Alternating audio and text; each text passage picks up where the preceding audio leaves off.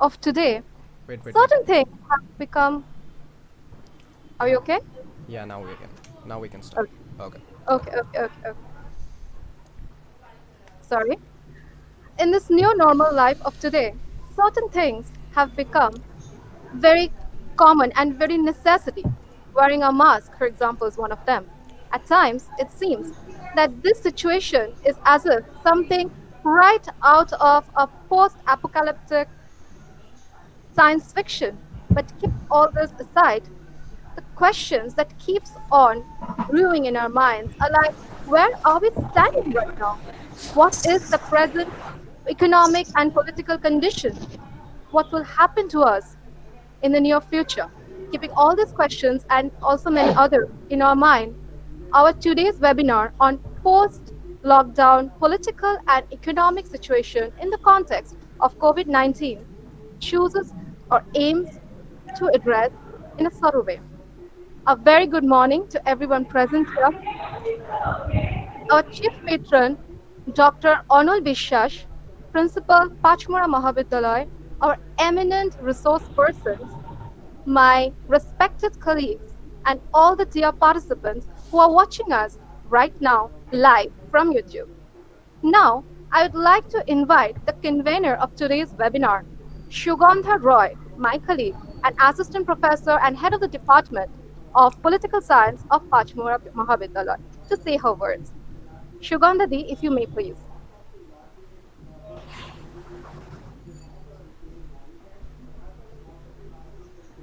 Thank you, Diditi. Uh, Very good morning and hello to everyone. My dear colleagues, my respected principal sir, and the distinguished speakers and dear participants. I welcome to all of you in this webinar. On behalf of Political Science Department, Panchmura Mahavidyalaya, today we are going to start today international webinar on post-lockdown political and economic situation in the context of COVID-19 and analytical discussion. It is a demand of the present situation to continue our academic discourse by the help of virtual world with a humanistic attitude. And that's why we organize such kind of webinar. I hope our initiative will do this positive and our distinguished speakers will enlighten us by their august deliberation. Thank you, all of you, for joining with us. I Thank you, would like Shugandha. Okay, to yes.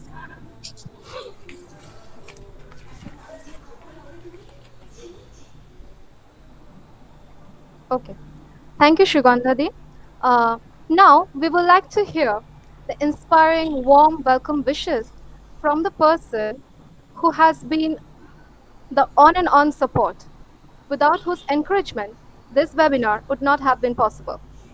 None other than our principal sir, Dr. Onul Bishash of Pachmura Mahavidyalaya. We will hear his words right. Very good morning, everybody present in this virtual platform. I announce a hearty welcome on behalf of Panchmura Mahavidyalaya to all my friends joined from various parts of the globe. Since 1965, our college has organized many seminars before. Along with our dignified teachers, many eminent professors, academicians came to attend and share their thought in the seminars in our college. Enthusiasm of our young faculty members, along with the experience of senior faculty members, our college exercises different initiatives. At present, whole world is suffering from corona pandemic. The situation is very tough. And in India, day by day, it is going to worst. No one knows what the fate of our beloved world is. What is the fate of our human civilization? But our hope is that one day it seems to be ended off. So that is the hope. That is the inspiration of this webinar. And that is why we are going to are going to discuss about the post-corona situation. The most significant arena is political and economic phenomenon of our society. I would like to thank the energetic faculty members of Political Science Department for organizing this particular webinar, though it is not possible to arrange the seminar physically in this corona pandemic situation. But I believe that this webinar would be a very contemporary of this moment. It's a great pleasure and privilege to me being a part of this webinar. I would like to welcome all the eminent guests, speakers, and thank them for sharing their valuable time, thoughts, and deliver speech. Again, I would like to put forward my heartfelt gratitude to them. I would like to welcome all the audience for their active participation. I am very much thankful to the technical team for their active support, without which it was impossible to arrange this webinar. Finally, I wish a grand success of this webinar and like to congratulate all the people associated with this. Thank to all. And I declare the beginning of this webinar. Okay, before entering our sessions, I would like to request all the participants who are watching us right now on YouTube to please put your questions in the chat box so that it can be communicated to our resource persons at the end of the lecture. Death, life is something which, when we hear the word, the first thing that comes to our mind is that it is full of possibilities and hopes. But in the new situation, the thing that comes to our mind rather is that life is something which is opposite of the word death. On that very note, I would like to invite our first speaker, Dr. Ajay Godavarti sir, Associate Professor, Central of Political Studies, JNU, New Delhi. His topic of discussion being life in the times of death. Over to you, sir. Okay, thank you, Dipti. Am I audible? Yes, sir. Okay, so you have taken a lot of trouble in these already troubled times to organize this webinar. And so what I'll do over next 20-25 minutes is to really look at what are the possible new rationalities of the state and capital that are being put in place in course of this pandemic. They are gradually developing discourses, narratives are already becoming the new common sense, and there is a possibility, and this is what I want to put it for discussion, open it up for discussion with other panelists, colleagues, and the participants, is that there seems to be a new kind of rationalities that the state would put in place in terms of its model of governance in the post-pandemic period. And this is what I think as citizens, we need to really keep a close watch. So I will flag off about 5 or 6 kinds of rationalities that are emerging that one can observe, which would otherwise be considered as an exception, are becoming a kind of a new normal in course of the pandemic And my hunch is that the state and capital would pick on these and make these as new common sense, as the new hegemonic rationality. So let me begin with the first one. I think the first important shift that we are witnessing today in course of the pandemic is the sovereign state's abdication of the very basis of the social contract. The basis of the social contract with the state was its guarantee, that its ability or its promise to guarantee its citizens freedom and security. Today, I think the state is moving to a kind শুনতে of a পাচ্ছেন new এবারে? rationality where it is arguing or where it is projecting that it is governance without guarantee, that it can no longer guarantee the security of কোনটা? its citizens. I think the pandemic has brought in a new kind of a reality এইটা? where O, state's governance model itself is moving towards some kind of a new idea that life will be without security, and that state simply cannot guarantee you that security with whatever resources it has. So I think we are now entering into a new kind of a rationality of life without security, sovereign that cannot guarantee the security, and therefore it is in one sense a kind of a neoliberal rationality that each one onto himself has to guarantee, and we are all responsible for our own selves.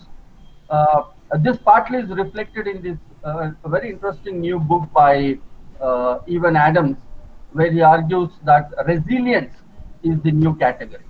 So citizens are now expected to be resilient towards a permanent kind of a crisis. So it is no longer about mobility, it is no longer about new opportunities, it is no longer about guarantee of life, but it is more about the permanence of a certain kind of danger of death that is lurking around, that can visit any one of us. Any one of us can fall to this, and therefore we need to be resilient towards this situation of danger that is more or less now permanent. That therefore you can also see this emerging in course of the new statements that various ministers in various states, including Prime Minister, said that you'll have to live with COVID-19.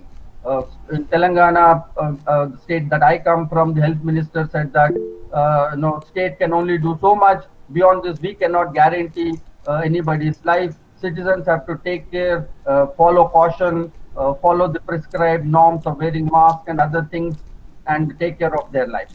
So this is, I think, a new kind of a rationality that state from the 20th century, which said that the legitimacy of the sovereignty was in terms of guaranteeing a certain kind of a security. Today's state is finding a new rationality of moving beyond that security. So that's my first point. So this is different from what Foucault would argue, that the regulation was based on security and welfare. The 19th and 20th century states emerged in terms of regulating its citizens, disciplining its citizens based on the rationalities of welfare and security. Today, I think we are moving beyond to a new kind of a regulation where state would, through its surveillance mechanisms, without guaranteeing security and mobility. So surveillance without guarantee of security and mobility. So that's my first rationality, that there is a possibility of emerging post-pandemic. Second important rationality that one could observe was the distinction between the social and the natural is collapsing. uh, if you observe in course of the pandemic, anybody could have fallen victim to the vagaries of this virus, COVID-19. Whether it is the Prime Minister of United Kingdom, Boris Johnson, entering into ICU, or whether it is AAP's health minister who was in ICU, or whether it's a migrant on the road, that everyone is in one sense equally vulnerable to facing death. So I think what this intimates is a kind of a new rationality that nullifies social hierarchies. That social hierarchies, whether you are rich or poor, whether in terms of your caste, whether in terms of your gender, it does not really matter, because the pandemic is very, the virus itself, the nature of the virus is very random. It is mutating quite fast. Earlier, we thought that younger people would not be affected. But now we are told that young are as vulnerable. Earlier, we were told the children would not be affected, but now we are told that children below 10 are actually more vulnerable. There is a certain kind of randomness to the way the virus operates, and therefore I feel that the social hierarchies that existed, the way we understood the idea of the political, I think it would have a major influence through this, through the way we are approaching the pandemic, the way we are approaching coping with the virus, that it does not matter who you are. Therefore, for the state, it actually does not matter what is your social location. That it almost implies that each one of us, irrespective of class, caste, and gender, are equally vulnerable to the virus. And therefore, I think this is a kind of a new rationality where I see a possibility that the social uh, is almost obliterated from the idea of the political. That is, in other words, the social hierarchies do not really immediately influence our idea of power, our equation with the state and capital. And this, I think, would be a very important rationality that the state would pick up, which might have implications of depoliticizing ideas of development, growth, so on and so forth. And this, I think, is also converging with the ecological crisis, that the planetary crisis of ecology also, in one sense, informs us that social hierarchies, social locations do not immediately matter. So we'll have to think of what politics will look like, what our equation would with the state will look like, what would citizenship mean in a situation where we are told that social hierarchies does not matter, that it does not matter if you are poor because you are as vulnerable as the rich. It does not matter if you are a common man, it is you are as vulnerable as those in places of power. So I think one has to think how this kind of a narrative, this kind of a rationality that has emerged in course of the pandemic, which will pan out in the post-pandemic period.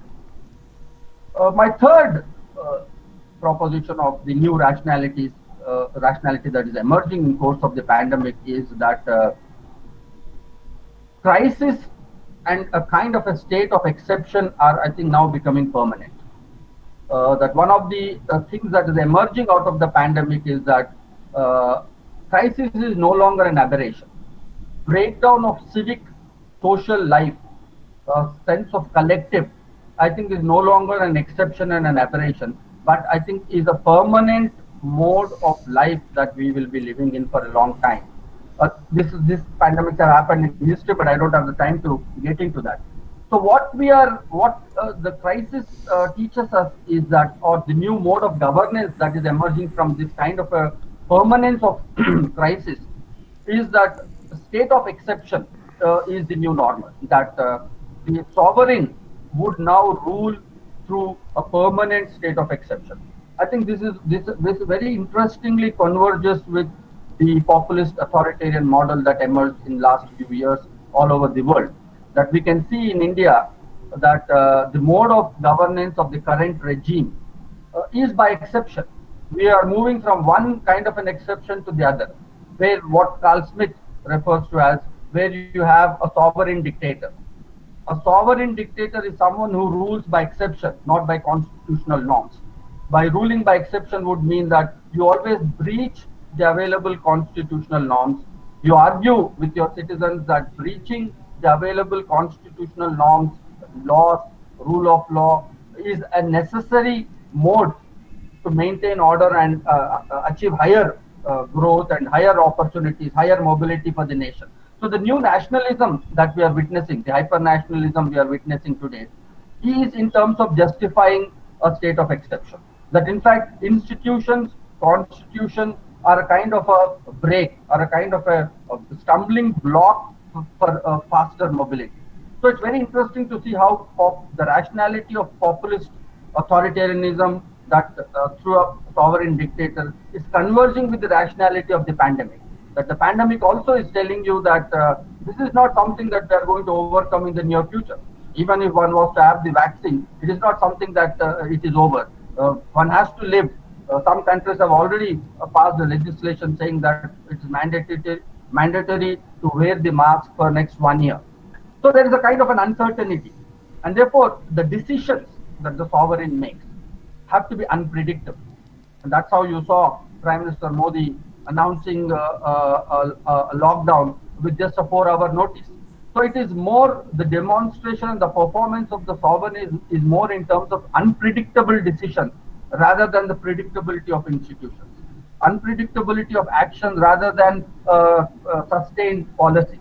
So policies, institution, law, constitutional frame, it more or less becomes a kind of a impediment, and the sovereign therefore is gains his legitimacy by taking unpredictable decisions, and unpredictable decisions that are not geared towards overcoming the crisis, but that is in terms of coping with the crisis.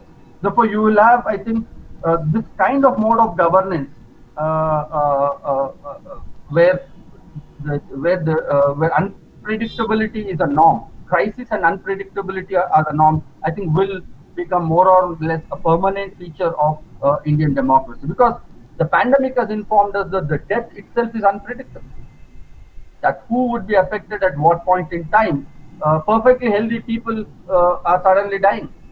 Those who have tested negative are testing suddenly positive. Those who have tested positive in second test are testing negative. So there is a kind of unpredictability of death, and therefore then I think the model of the governance is taking an imprint rather than saying that we will fight it through better medical facilities, through more sustained institutions, through more collective effort, through a form of civic solidarity. I think the unpredictability is becoming overwhelming by the nature of the death itself, the intimidation that it is creating through the nature of death.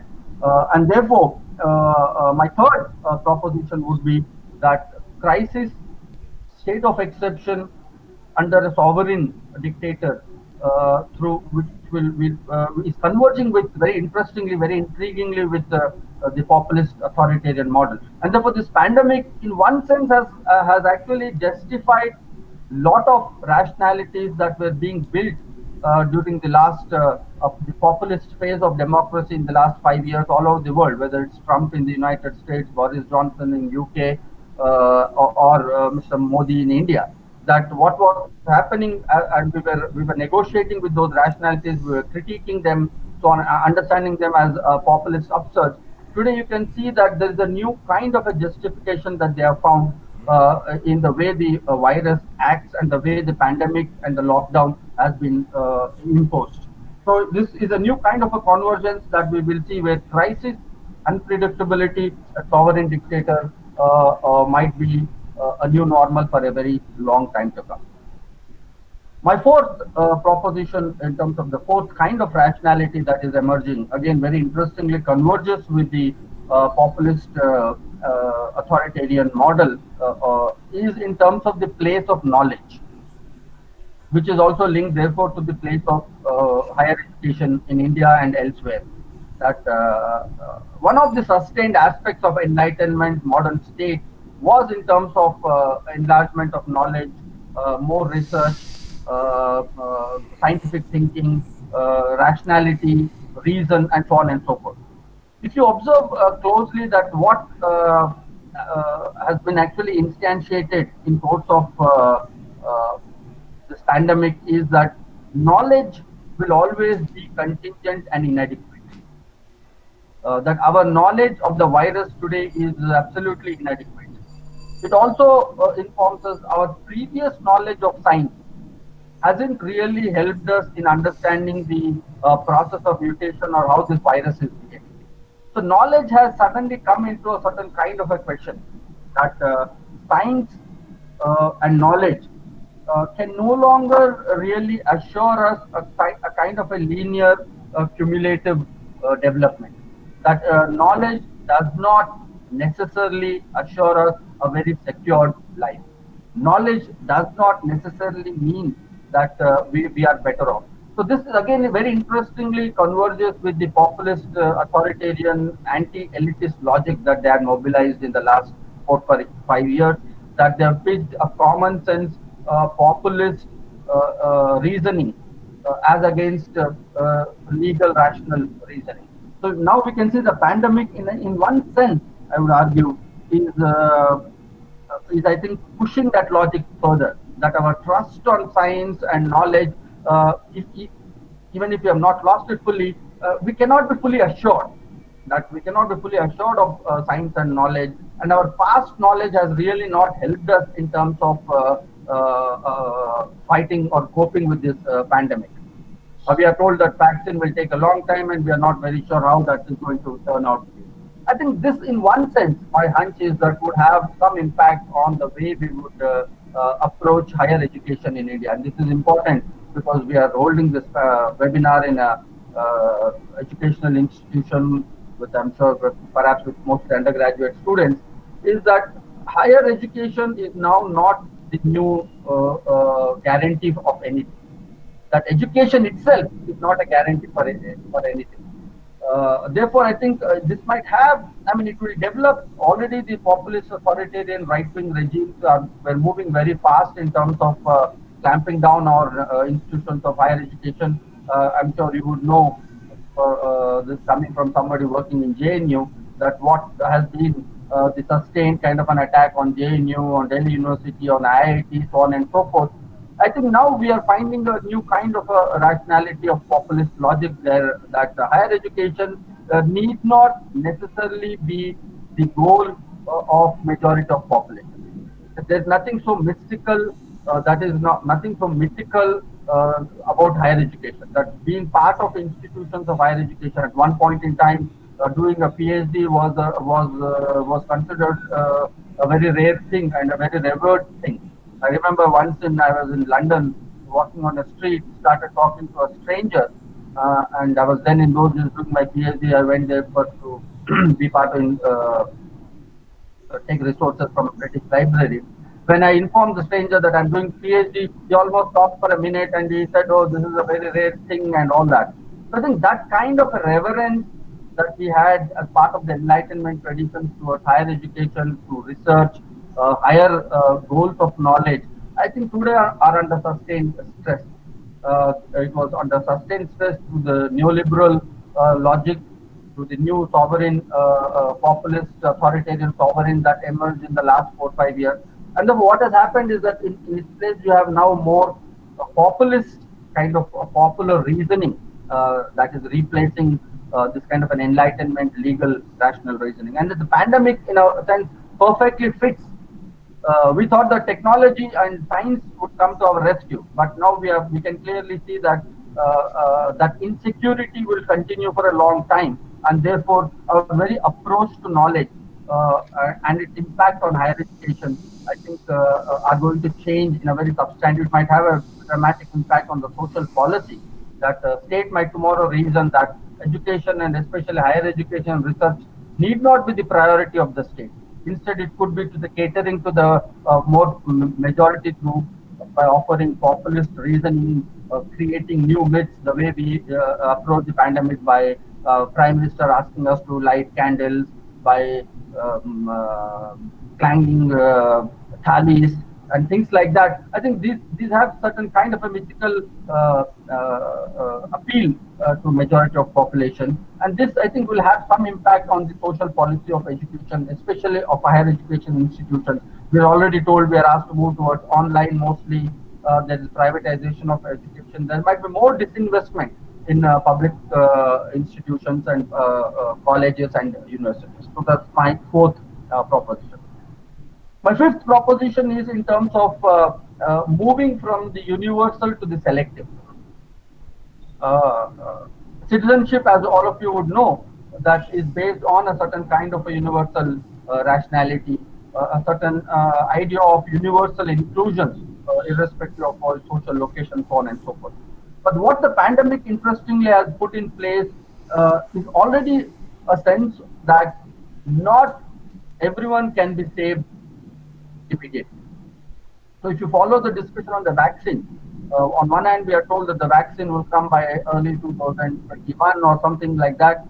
But corroborative corollary narrative about the vaccine is also that even if the vaccine comes, we are not going to have immediate enough number of vaccines to cater to everyone. So the question that is being repeatedly asked is that who should get priority in terms of this vaccine? Who should be given this vaccine first? So sometimes we are told it should be the soldiers on the war front. Sometimes we are told it is the police. Sometimes we are told it is the doctors and the nurses who are saving lives. So I think in general, what this will tell you is that a certain kind of selective profiling is has almost become necessary. It is not that the state is imposing as a choice, but it's almost necessary for the state to make a certain kind of a priority. That it has to prioritize the health workers over common citizens. It has to prioritize citizens and armed forces over the citizens, so on and so forth. So universality as the basis for citizenship as part of our liberal democratic procedure. I think today, in one sense, gradually the populist authorities were already clamping down, but the pandemic, I think, has further pushed that logic that it is almost now common sense that no state will have, forget developing country like India, even advanced countries like the United States, would not have sufficient institutional resources to cover everyone, to give safety and security to everyone. So it has to be selective. It is something like the Titanic movement. If you have observed, if you watch the movie Titanic, when the ship is sinking and you have only so many lifeboats, you'll have to make a criteria that who would get that first. And in that movie, of course, it was women with children. So the logic so far of even in terms of selective inclusion, even under liberal citizenship, was in terms of the most vulnerable should get the priority.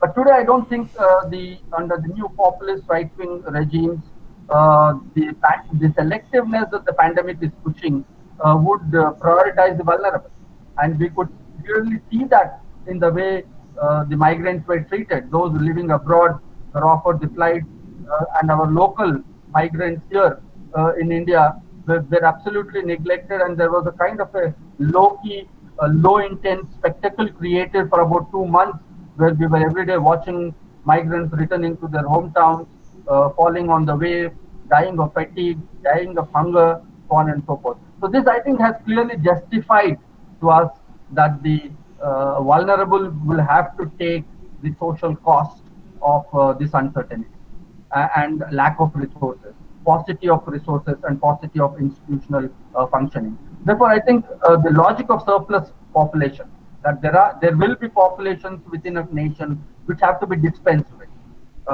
This was the logic that in India it was emerging through the discourse of hyper-nationalism and communalism. We were already instantiating that religious minorities, especially the Muslims, were the surplus populations which have to be dispensed with, which have to be pushed out of the economy, and so on and so forth.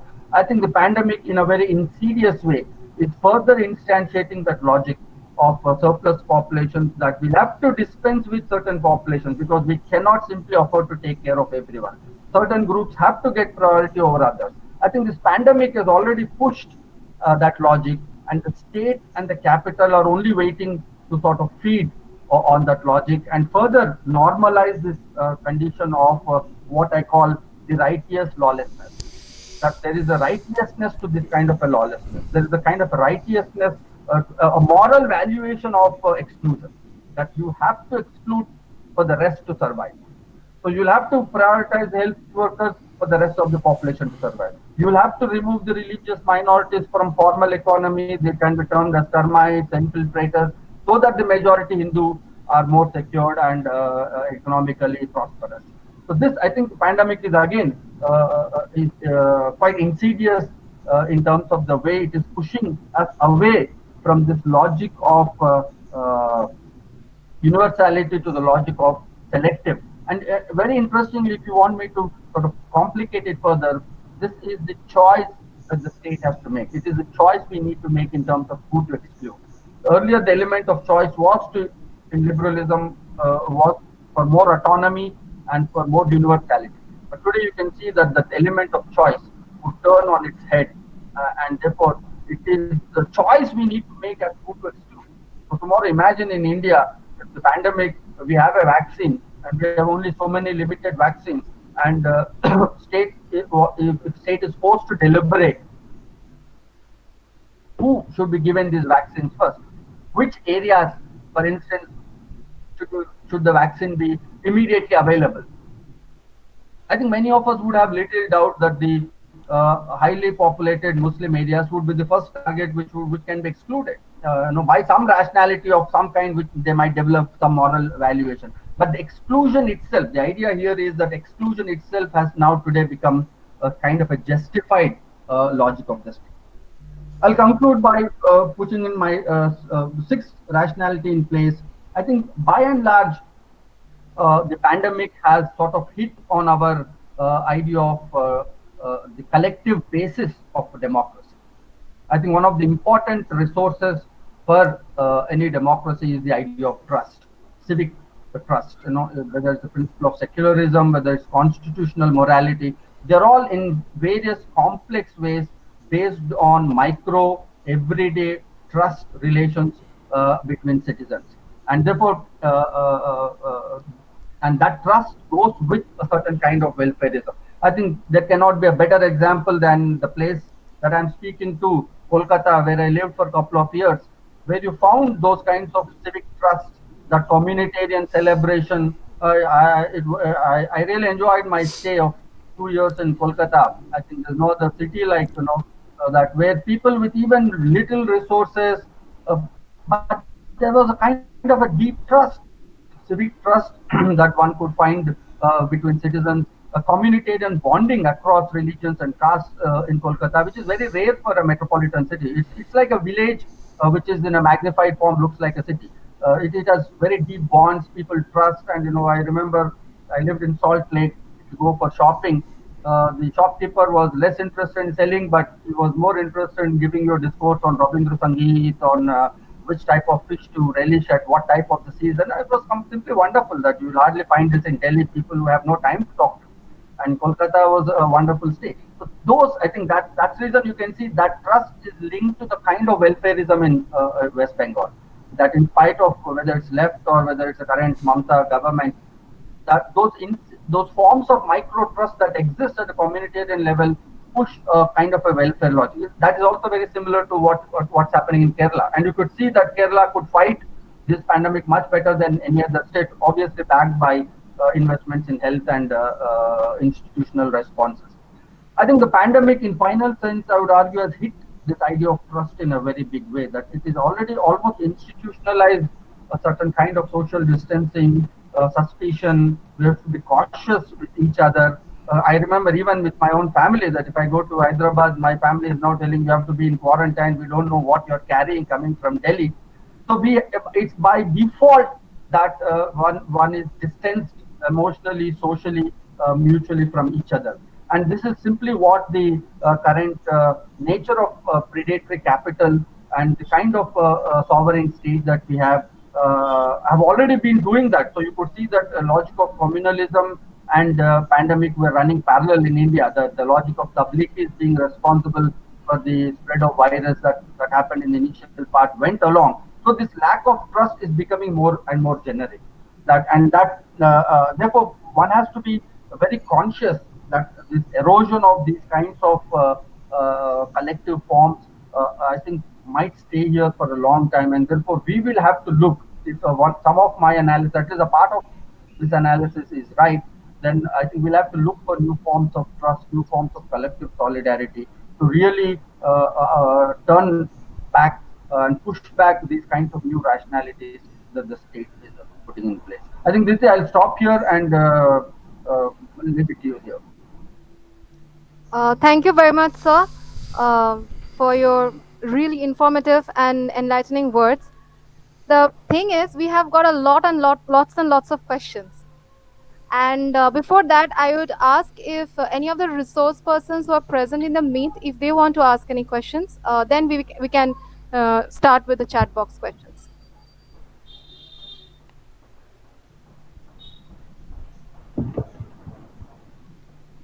Anybody who wants to ask, please, Yes, sir. Diditi, Yes. can I ask question? Yes. Sure, ma'am. Okay. I asked you just do you think, sir, the sovereignty of Indian state is in danger due to this COVID pandemic situation? And second question is, that insecurity can cause authoritarianism in India? Can you hear me? Yeah, yeah. So yeah, so you're right. So I think those are valid questions. I think insecurity has already, has grown. You can see in the populist authoritarian regime, one of the basis of this current political regime in India we have is widespread insecurity among especially the middle class, and then now that is spreading to other social classes. And this the rule, the nature of very rule of the current political regime is to further instantiate and further heighten nature of insecurity. So obviously, you're right that insecurity is the basis, and pandemic has only further helped that insecurity. And your first question, yes, no, it's not about sovereign being under threat. It's about citizens being under threat from the sovereign, and that's what is emerging. That we are moving towards undermining institutions, constitutional frame. We are now the new common sense is that all these institutions, policy, constitutional frames are impediments. They are not going to help us face pandemic. What you need is a singular titular head, a sovereign who can take decisions in an emergency situation. So this whole way of lockdown, no thought went into it. And lockdown is meant all over the world as a preparation for better medical facilities. India is the only strange country where you have lockdown without any preparation. You just sat and you thought the virus will die. So the cases went down, and then you opened the lockdown, the cases are back. So I mean, there was no backup of medical. There was no extra investment in health facilities. There was no thought process. So you're already governing in a crisis mode, and therefore that crisis mode justifies a strong man. So people who tell you on the streets, Modi ji kuch na kuch karenge. So Modi ji will come on TV and suddenly announce lockdown ho gaya. Suddenly will say kal lockdown lift ho gaya. Then he will say aap khud survive karo. Every day it's a new emergency situation, and you're in that emergency. You cannot afford to question the leader because already you are in a crisis. So by questioning the leader, so people are telling me when I'm announcing these talks on Facebook, people are saying already we are in crisis and you're giving all these talks. This is not the moment to discuss. This is the moment to be in the borders. This is the moment to be look at the health workers. They're risking their life while you guys are sitting here giving webinars, discussing. So all this becomes, extra legally. All this is illegitimate in one sense of what we are doing because there is a huge crisis waiting, and this is not the moment to discuss. This is a moment to act, and who will act? It is the sovereign head. Actually, sir, I want to say the sovereignty of the people of India is in danger. Well, but the sovereignty of people is in danger from the sovereign head, not from China. Yes, sir. Somehow the idea of trust is in danger. Thank you so much, sir. Thank you so much for answering me. And thank So, you, sir. in this context, I will ask one thing. So, do you think that this is slowly becoming the new normal, this kind of control that are being exercised on the people? And do you think in the future, the necropolitic future, rather, I will say, that this kind of, people will be slowly reduced to bare lives? Like you were talking about state of exception. I'm just asking, do you think that slowly we will be reduced from our essence to mere bare lives? Yeah, I mean, I would say that the crisis could be bigger than even bare lives.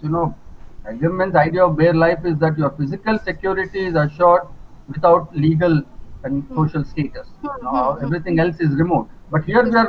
we are moving even further. That you are not even being assured your life.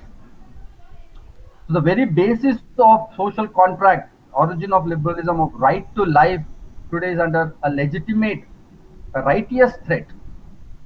It is not that you are going to lose your life through a war or an illegitimate attack, but it is that the life itself is uncertain, and therefore state and sovereign cannot guarantee your right to life. So, and it looks perfectly commonsensical that if you or me today, tomorrow are affected by the virus and we lose our lives, state cannot be held responsible for this. It is our individual, at the best, individual responsibility, or it's simply the uncertainty of life. So there is a kind of a new nihilistic logic that is emerging that life cannot be certain. So one has to only cope. That's the idea of the resilience. That one has to only learn techniques of coping with this uncertainty. That uncertainty itself cannot be overcome.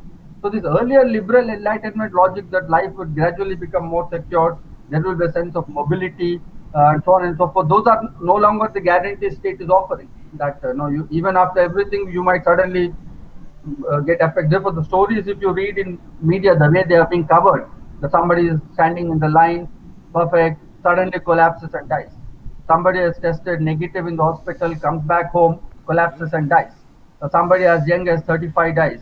Somebody who is at 90-year-old recovers from the virus and is doing well. So, I mean, so there is no logic to the way the virus is working, and this is precisely how the state wishes us to think. But it is no longer about merely medical facilities. Even if you give more and more medical facilities, you cannot guarantee better health. That's what it's trying to tell you. Therefore, the crisis uncertainty is here to stay, and therefore, it's state is telling you good luck. It's not telling you that I am here to save you. But this logic in some ways spirals a need for a strong man. Uh, Exactly. Any other resource persons who would like to question, sir? Or we will go to chat box questions right now. I cannot see the chat box questions. Yes, you can, sir, if you go to the live streaming right now. Where is that? Live streaming is you mean the So then you YouTube? have to, yes, sir. I will Okay. tell you the questions. Okay. So, Vishesh Gurjar, he has asked this question: if Ah, social hierarchies are nullified by the ah, virus, how come the politics in times of corona is still ah, in the hands of socially dominant people, be it through distribution of rations or helping the poor? We have ah. seen that even during lockdown, only the socially dominant were able to carry out political action by negotiating local state. Okay. Vishesh is our student who is now at IIT. So let me answer him. No, the point is this that social hierarchies obviously do not disappear. Social hierarchies matter. Social hierarchies will matter in the way state will dispense, will announce who are surplus populations, who are to be included, who will have better resources. After all, the rich, all said and done, will have a better chance of surviving than the poor. Will have better chance of taking better medical facilities.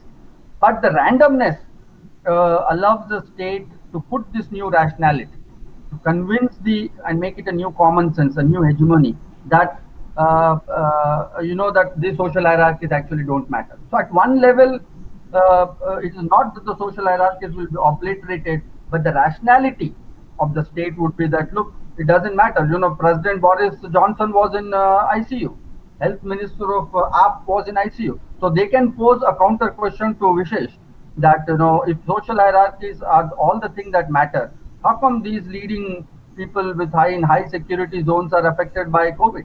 So there is a randomness. So the logic, rationality, the point that I was making is not to say that the social hierarchy have become irrelevant, but the rationality that the propensity for the new rationality to grow is that the state and capital will argue that social hierarchies do not matter the way they used to matter earlier.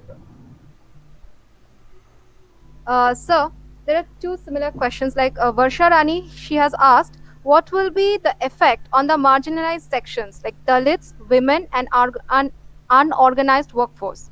Suhel Sen has asked, what are the possible livelihood challenges that the labor section of the population will face? So I think vulnerability, I think the way women, Dalits, Muslims, and the organized sectors, I think it was already very clearly demonstrated in India that migrant population does not matter. I mean, I think the low intent spectacle of migrant workers dying on the roads, I think was not a happenstance. I think it was a kind of a statement that the current mode of politics is making in terms of, as I said, inscribing this principle that certain populations will be dispensable. So it could be migrant workers, it could be crime-infected Muslims in Uttar Pradesh, it can be Dalits in Gujarat, it can be. So the point is that the rationality is to say that certain populations have to be dealt this way for the rest of the population to be secured. So I think the earlier question was through rule of law. that law is same to everyone. Law has to apply equal to everyone. Citizenship meant equal social and economic rights to everyone. So communalism did half the damage.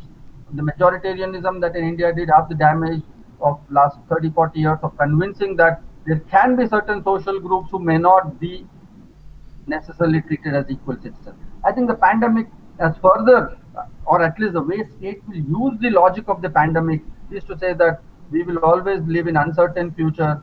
Everyone is under threat, and therefore you need to make preference, and certain populations will might become dispensable.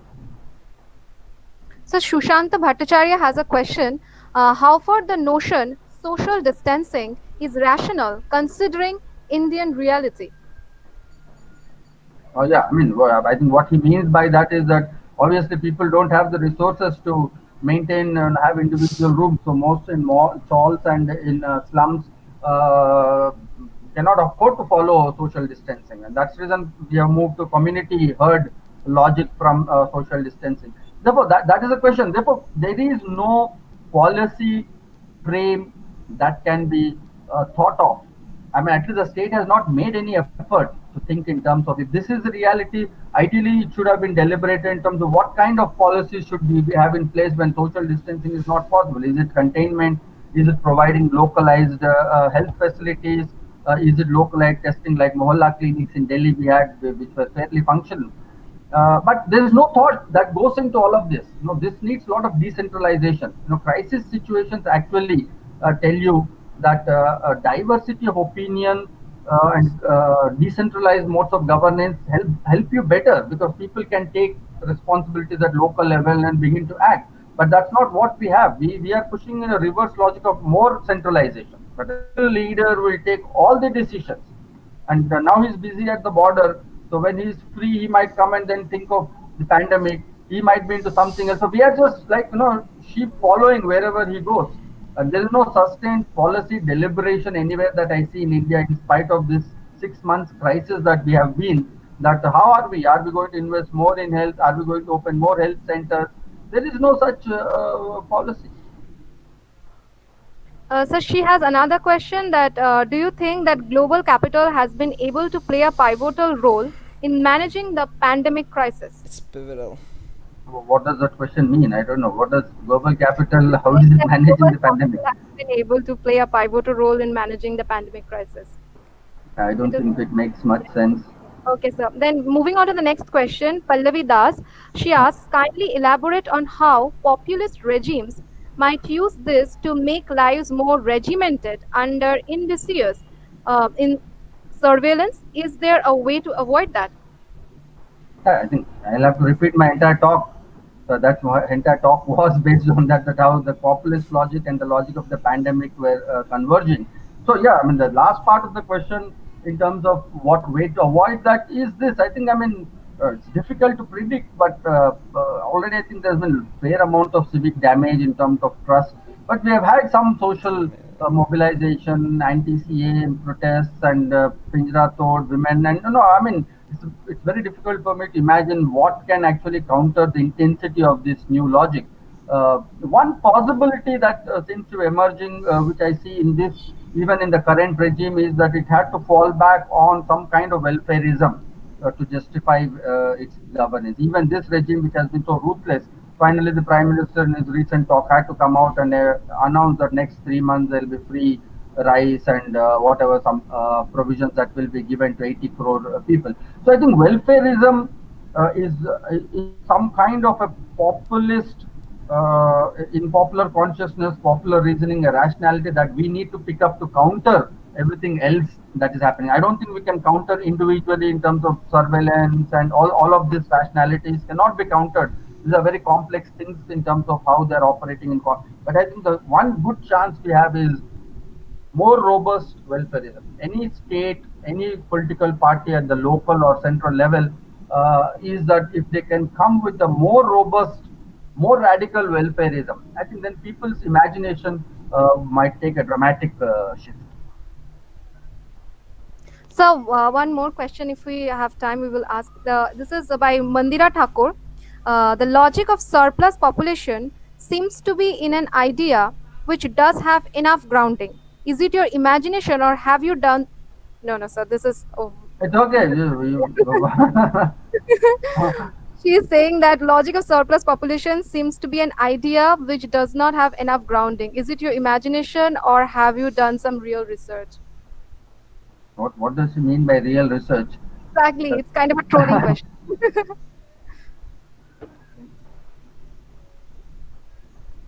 You tell her imagination is part of research. Exactly. Exactly.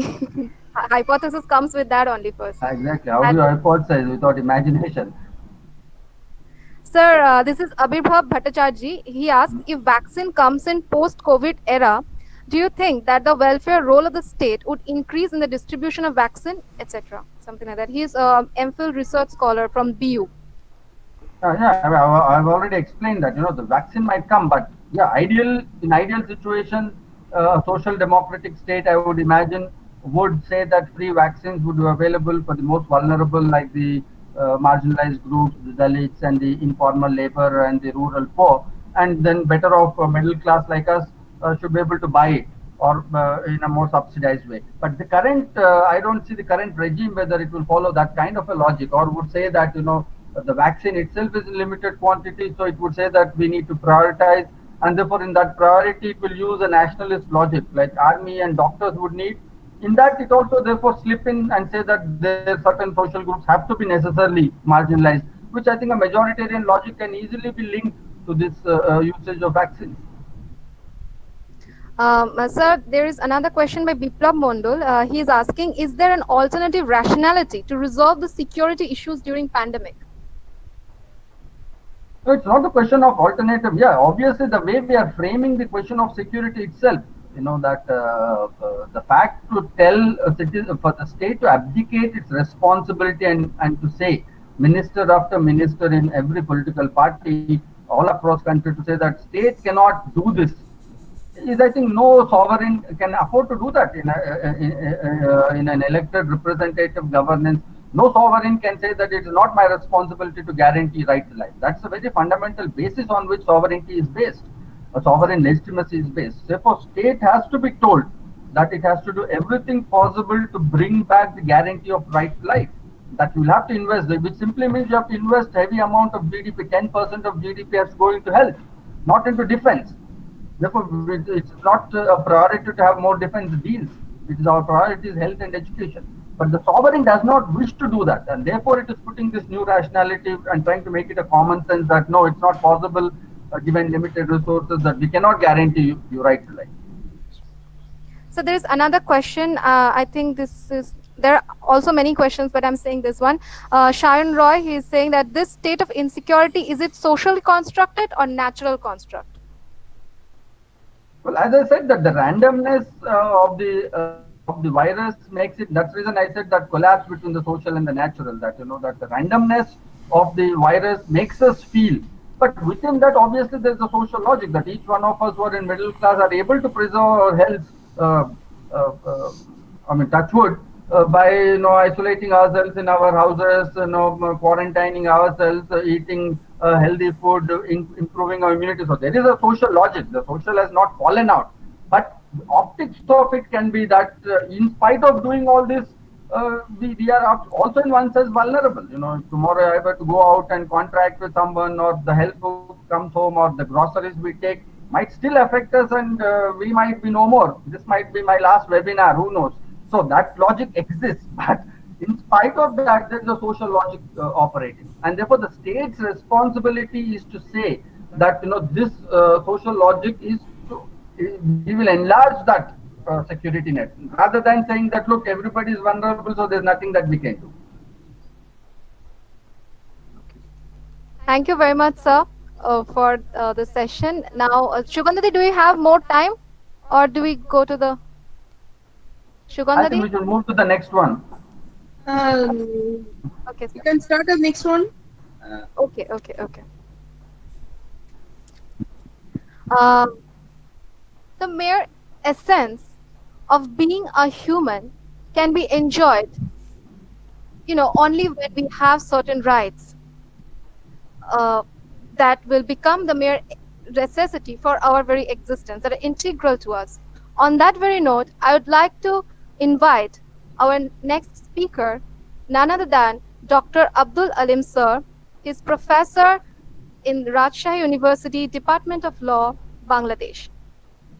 His topic of discussion is COVID-19 and human rights. Over to you, sir.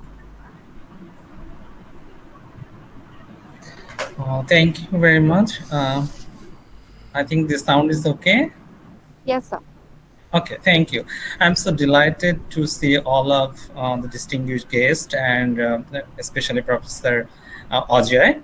And I hope it is a unique opportunity for learning and having some network, sharing our ideas and views.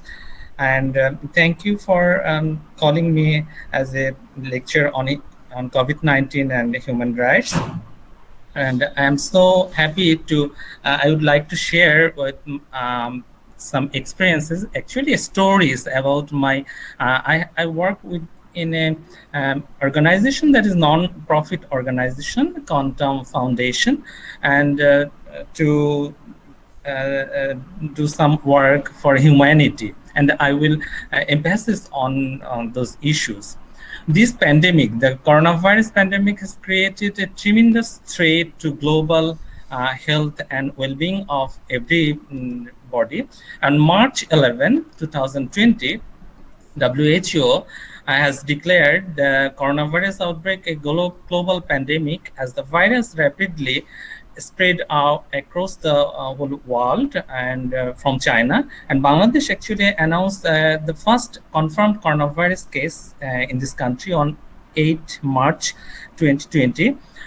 This virus was actually unknown to the world unless the Chinese authorities notified the end of December 2019 that a deadly virus spread through their community. And now the most burning question is the world is that how to stop the virus that is causing millions of people's lives around the world in a quarantine. And it is difficult to answer with one word that and we don't have any magical solution how to control or how to stop it. But there is one solution. What is it? That we can say and we can follow the natural food habits and methods that humans have been following for ages to boost their immune system. And this immune system, as it is known, played a vital role for overcoming all the past pandemic occurrences in the history when vaccines actually were not available.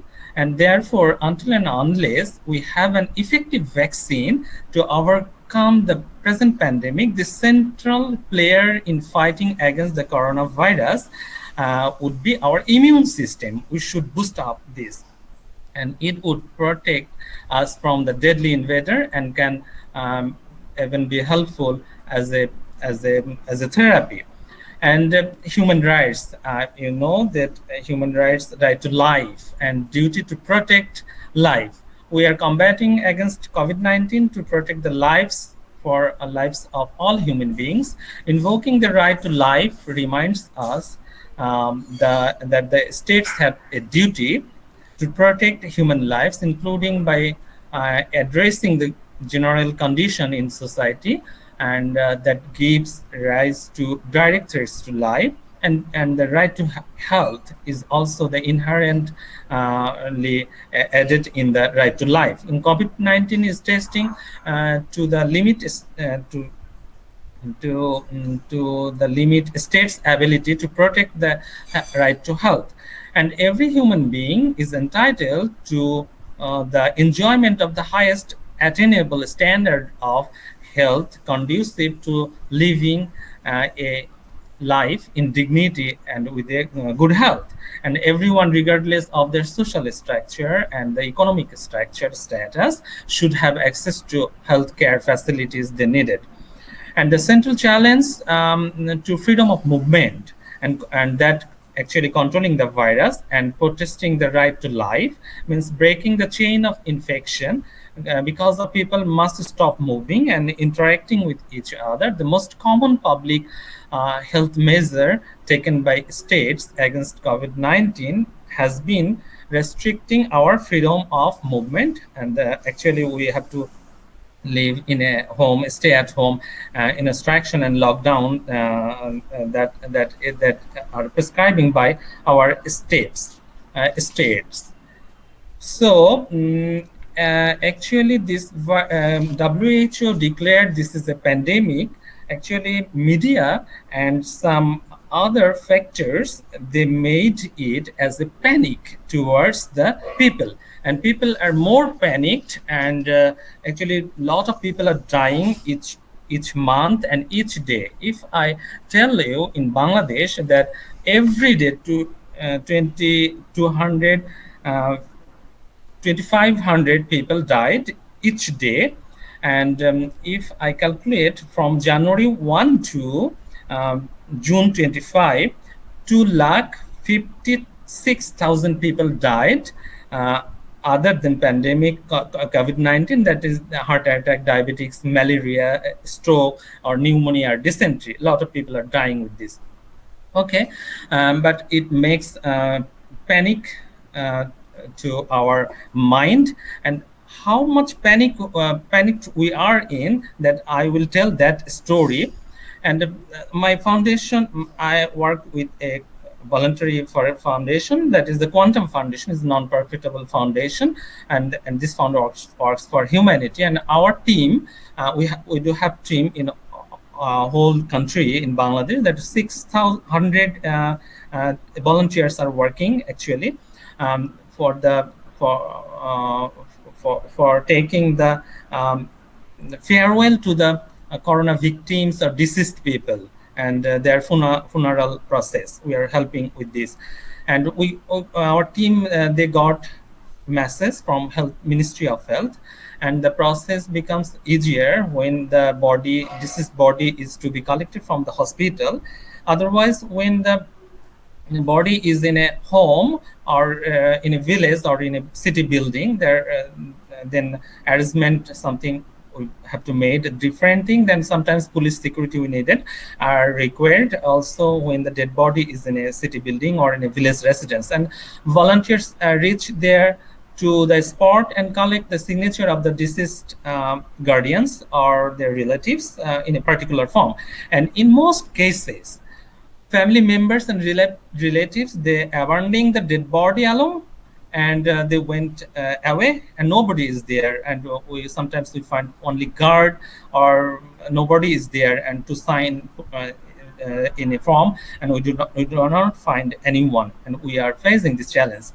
And then we wear our volunteer wear PPE, the personal protection equipments, and spray disinfectant around the place of the deceased body. And after cleaning and bathing, the dead body is covered with a piece of cloth.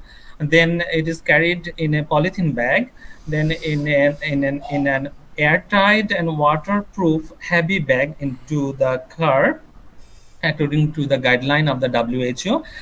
In addition, in Rajshahi, I am living in this city, and we are arranged some kinds of financial assistance to some poor people, and we do some shops for families under lockdown, and cook for patients in the hospitals who could not manage their meals, as because some days before it was closed, totally closed. The hotels and restaurants are totally closed. Now it is opening now, and our government has already taken a lot of measures to deal with this alarming situation, and to minimize the spread of the virus, the death causes by the virus. And the government imposed various restrictions, including mask wearing and shutdowns and social distancing. Unfortunately, all these restrictions are frequently violated by so many people, because our peoples are not so aware on it. And now I will tell the heartfelt stories, incidents in our community that are actually how our mind stopped. And 65 years old woman belonging in an aristocrat family, and being also a relative of a very influential person, she and her family were well respected in her neighborhood. At this old age, she was suffering from asthma and other complexities, and although she did not take any corona test, but she died of corona syndrome in his own home. And after his death, the scenery totally changed. Suddenly, she became a stranger to the people in his local area, and her neighbors who used to treat her so highly this time, but they refused to go near her in panic, and her family contacted several places for funeral arrangement, but nobody come there. And eventually, our foundation came to rescue them, and they made all the arrangement with care and sincerity as like she was their own mother. And another story, an old woman, she dead. Her dead body was about to taken away for funeral. She had died from corona, and the quantum volunteer funeral team members lifted her coffin on their shoulder, but the dead body was too heavy for them to carry, and they needed one people to lift the coffin. So they requested her son to help lift his mother's coffin, but the 30-year-old doctor's son refused to carry his mother's dead body. He shouted out excuses to avoid touching her coffin. As the son refused, the volunteers asked the bystander to help them, but they refused to help as well. And so then our team, they explained in details that the entire coffin had been sprayed with disinfectant, and that is very much safe to touch the coffin. Then one people came forward to help. um, while the volunteers buried her dead body, the son stood outside the graveyard the entire time. His panic did not let him say a goodbye, a last word to his mother, or not even when her body was finally laid down in the grave and he did not come. And another story about a person, 50 years old man with corona positive. He was only suspected to have corona positive, where there were no test reports actually, and he had mild fever and some symptom. That day in the afternoon, he had gone to the bathroom and he died there. His dead body got all covered in urine and some stuff in the bathroom. From the afternoon till the night, his dead body laid there, hours after hours, and no one came near, went near, and not even his wife. None of the neighbors came to help. But they helped dead body. His children were too young, and they were afraid to go near. Gradually, his dead body, this dead news spread out, and it reached to the Hindu portion.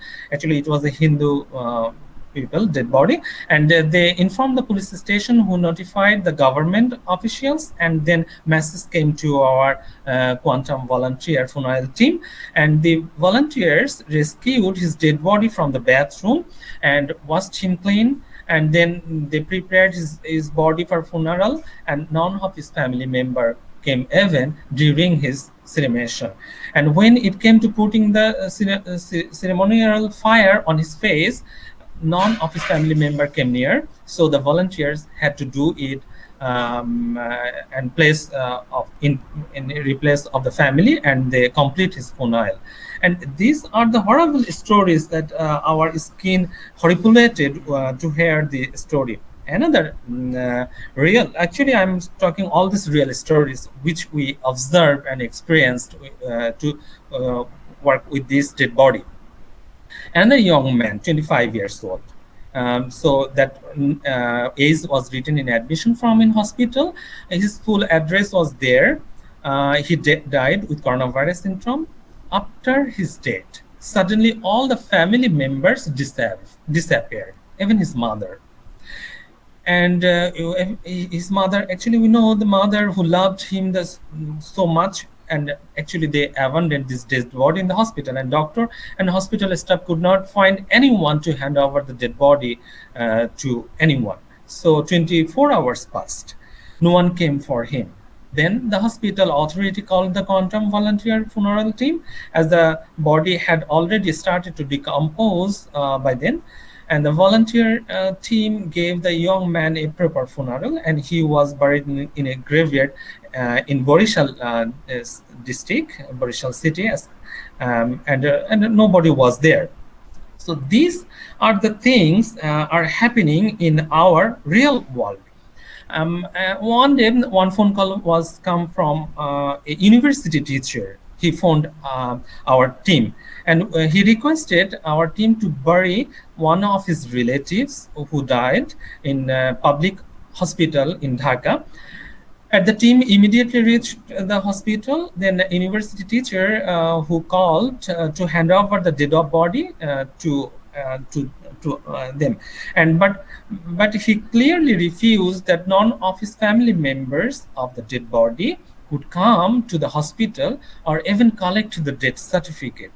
That they could only can do that, pay the hospital bills by Bcash or some electronic mechanism, and they paid these things to the hospital authority, and then hospital authority handed over the dead body to our team.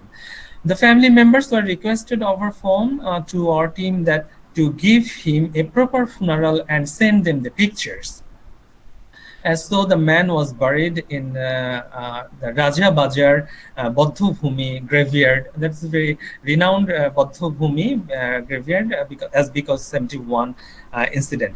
Without any family member there, and although his family member frequently calling to our team asking about the funeral, and they like to get the pictures, but the shocking news is that on the next day, shocking news was waiting for us. The late man's son and his old elder brother, they actually lived in Dhaka. His son called to say that they badly needed the father's death certificate. And they wanted to collect that certificate from our office in Dhaka. And okay, we gave him the permission. His son came, and we shocked very much to watch a healthy young man coming to the office riding on his friend's bike to collect his father's death certificate. Whereas he, on the day before night, actually he could not come to see his father's face for the last time to or attend his father's funeral in the fear of corona. So why did he come to collect the death certificate?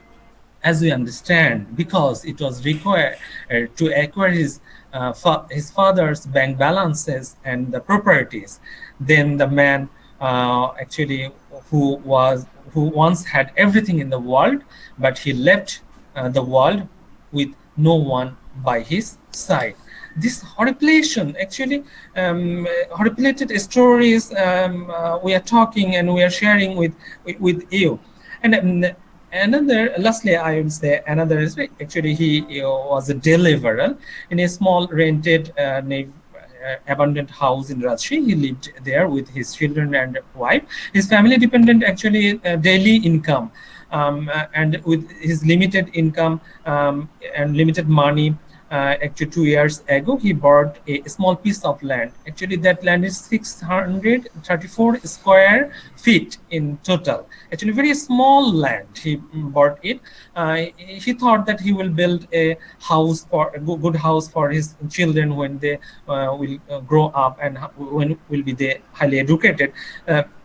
But after government declared the lockdown to control the corona spread, and his dream becomes mess, and because he was a deliverer, he could not go out for work.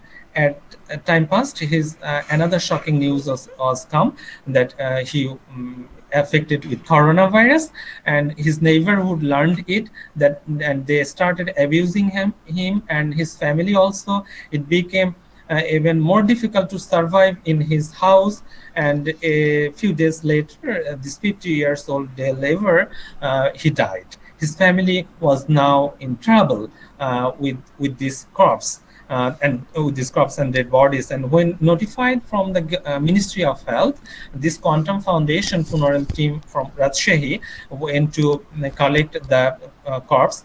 But reaching there, they faced a critical situation. The neighbors, they were very aggressive and would not allow the corpse into and do not like to buried in their local areas graveyard. So when this situation was arised, and Rajshahi Police Commissioner, they came forward to help. With their help, the team was able to bury him in the corner of the land which he was buried, which he was born. And actually, God knows, and God chosen his own land as his last destiny. So, with a few words, I will conclude my deliberation and my thought and thinkings. That actually, the kind heart, your heart should be kind, and the brain. Actually, these two combination makes the human being becomes a special one. You have successfully learned to keep your heart warm and cool with love, and cool your brain. You can do everything. And the door to become the Superman is in front of you. Now, in this situation, COVID-19 situation, we need that superpower, that Superman. We need it with that we should not keep ourselves confine ourselves in our closed door. We should be generous with love and care with everybody, because love is everything. One biologist from MIT, Dr. Sriva, he said that virus actually does not cause any damage or death. What actually virus does, it can attack on the weak immune system.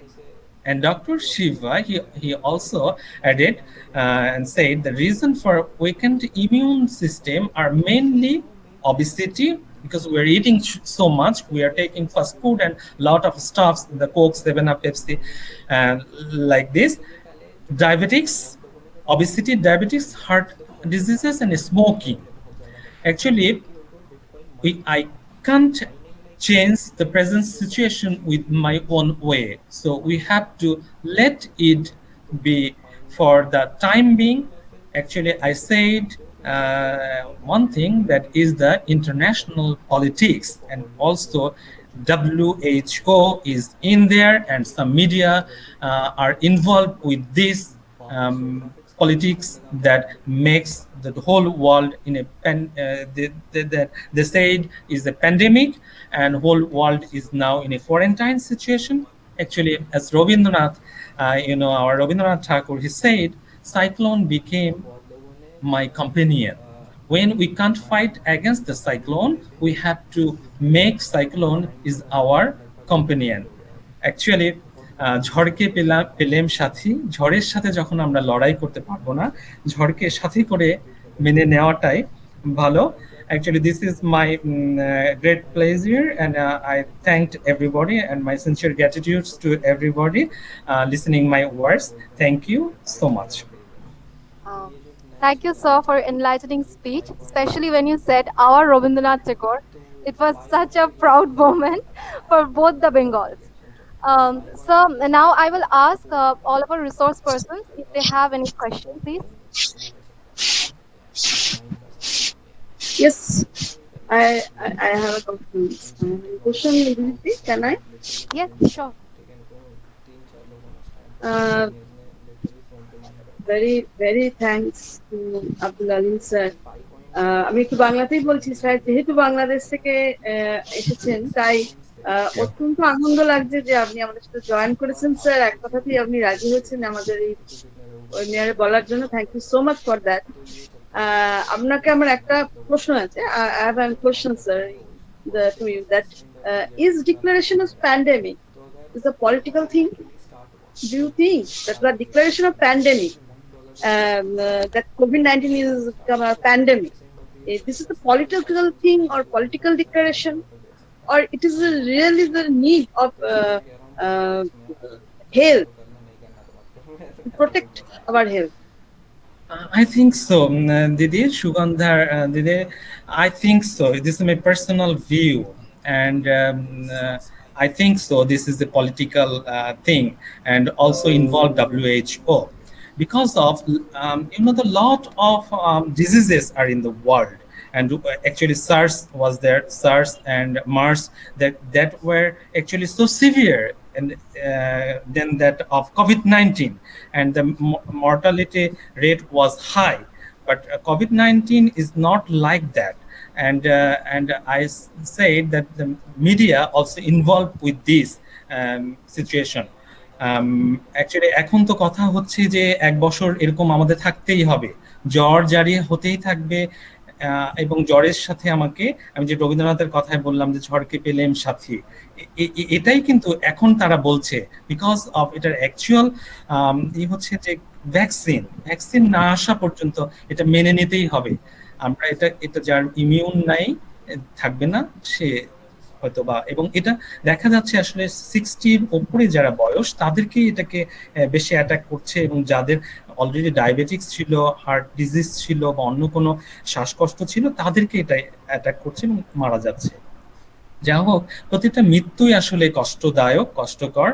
আপনি দেখেন, আমি যেটা বলেছি যে বাংলাদেশে 1 জানুয়ারি থেকে 25 June পর্যন্ত 2,56,000 মানুষ মারা গিয়েছে, কখনো ম্যালেরিয়ায়, কখনো ডায়রিয়াতে।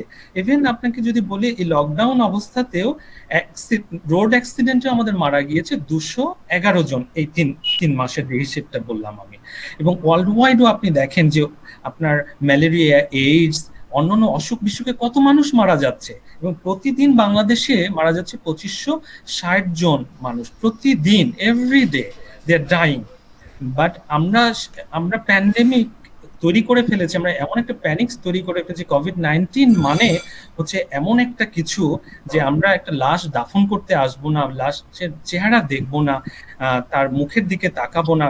আমাদের জঙ্গলে মাকে ফেলে গিয়েছে, বাবাকে ফেলে গিয়েছে ডাস্টবিনের পাশে, বিকজ অফ COVID-19 তার। তো এই যে হরেবল সিচুয়েশন, অ্যাকচুয়ালি আমাদের মনটাই আসলে ভাইরাসে, আমাদের হৃদয়টাই ভাইরাসে এফেক্টেড হয়ে গিয়েছে, আমাদেরকে সেই জায়গাটা আসলে তৈরি করে দিয়েছে। কিছু কিছু ইন্টারন্যাশনাল পলিটিক্স তো অবশ্যই আছে। এটা এটা এটা বেশ কিছু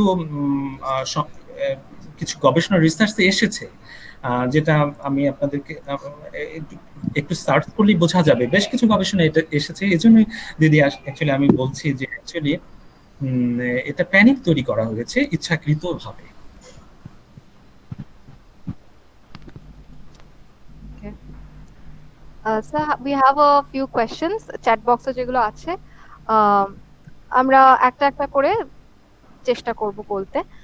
So Pranata Bhattacharya, Bakura University's assistant professor, she has asked, sir, in this is this COVID situation strengthening state laws and the state sovereignty is being reasserted, defying importance of IGOs? Um, I don't understand. The human sovereignty means what? Is this COVID situation strengthening state laws and state sovereignty is being reasserted, defying importance of NGOs? Like, is it the importance of the states, the sovereignty are increasing, and the NGOs, NGOs as well as the IGO sovereignty, the importance are slowly decreasing, something like that she has asked. Actually, every human being has own sovereignty, that he can move everywhere. In America, USA, they follow their own body and their own decision. They can go everywhere, as there in First Amendment rights. It describes that even if they don't like to live, they can die. The right to die is their fundamental rights. And actually, the laws regarding COVID-19, actually quarantine situation that not infected so many peoples, and they don't able to controlling the huge number of people, and people are not listening to wear masks, not to make a social distancing. So actually, its own sovereignty, your body, your decision. So there's another question like, what kind of measures do you take or do you suggest for psychological counseling of the caregivers who face the pandemic at its worst every day? Pallavi Dash has asked this Yeah, question. yeah, yeah. Thank you. Very important thing that psychological counseling is very important to the doctors, actually to the society. Society need counseling. Everyone need counseling. In a quarantine situation, people are very panicked because they're watching TV, that how many people died today and tomorrow how many people will die, and so this makes us so panicked. Actually we need counseling. Everyone should need it. Sir এক্ষুনি এরকমই একটা কোয়েশ্চেনের আপনি answer দিলেন, তাও আমি আরেকবার বলছি। সঞ্চিতা গুইন উনি বলছেন, sir as you say that doctor son refuse to touch the dead body of his mother, so my question is this virus not only weakening economy of our country but also severely affecting the social bond and relationship? Really, actually this happened. তার মা ছিল doctor সন্তান, 30 বছর বয়স, 30 years old doctor সন্তান। Actually আপনি যেটা জেনে থাকবেন, বুঝে থাকবেন, WHO তারা এক এক সময়ে এক এক রকমের কথা বলছে। They are saying lot of things. যে প্রথমে বলছে যে ডেড বডি থেকে ছড়ায়, তারপরে বলছে ডেড বডি থেকে ছড়ায় না, 3 ঘন্টা পরে ছড়ায়। নানা রকম তারা এক্সপেরিমেন্টাল টকিং এন্ড কথা তারা বলছে।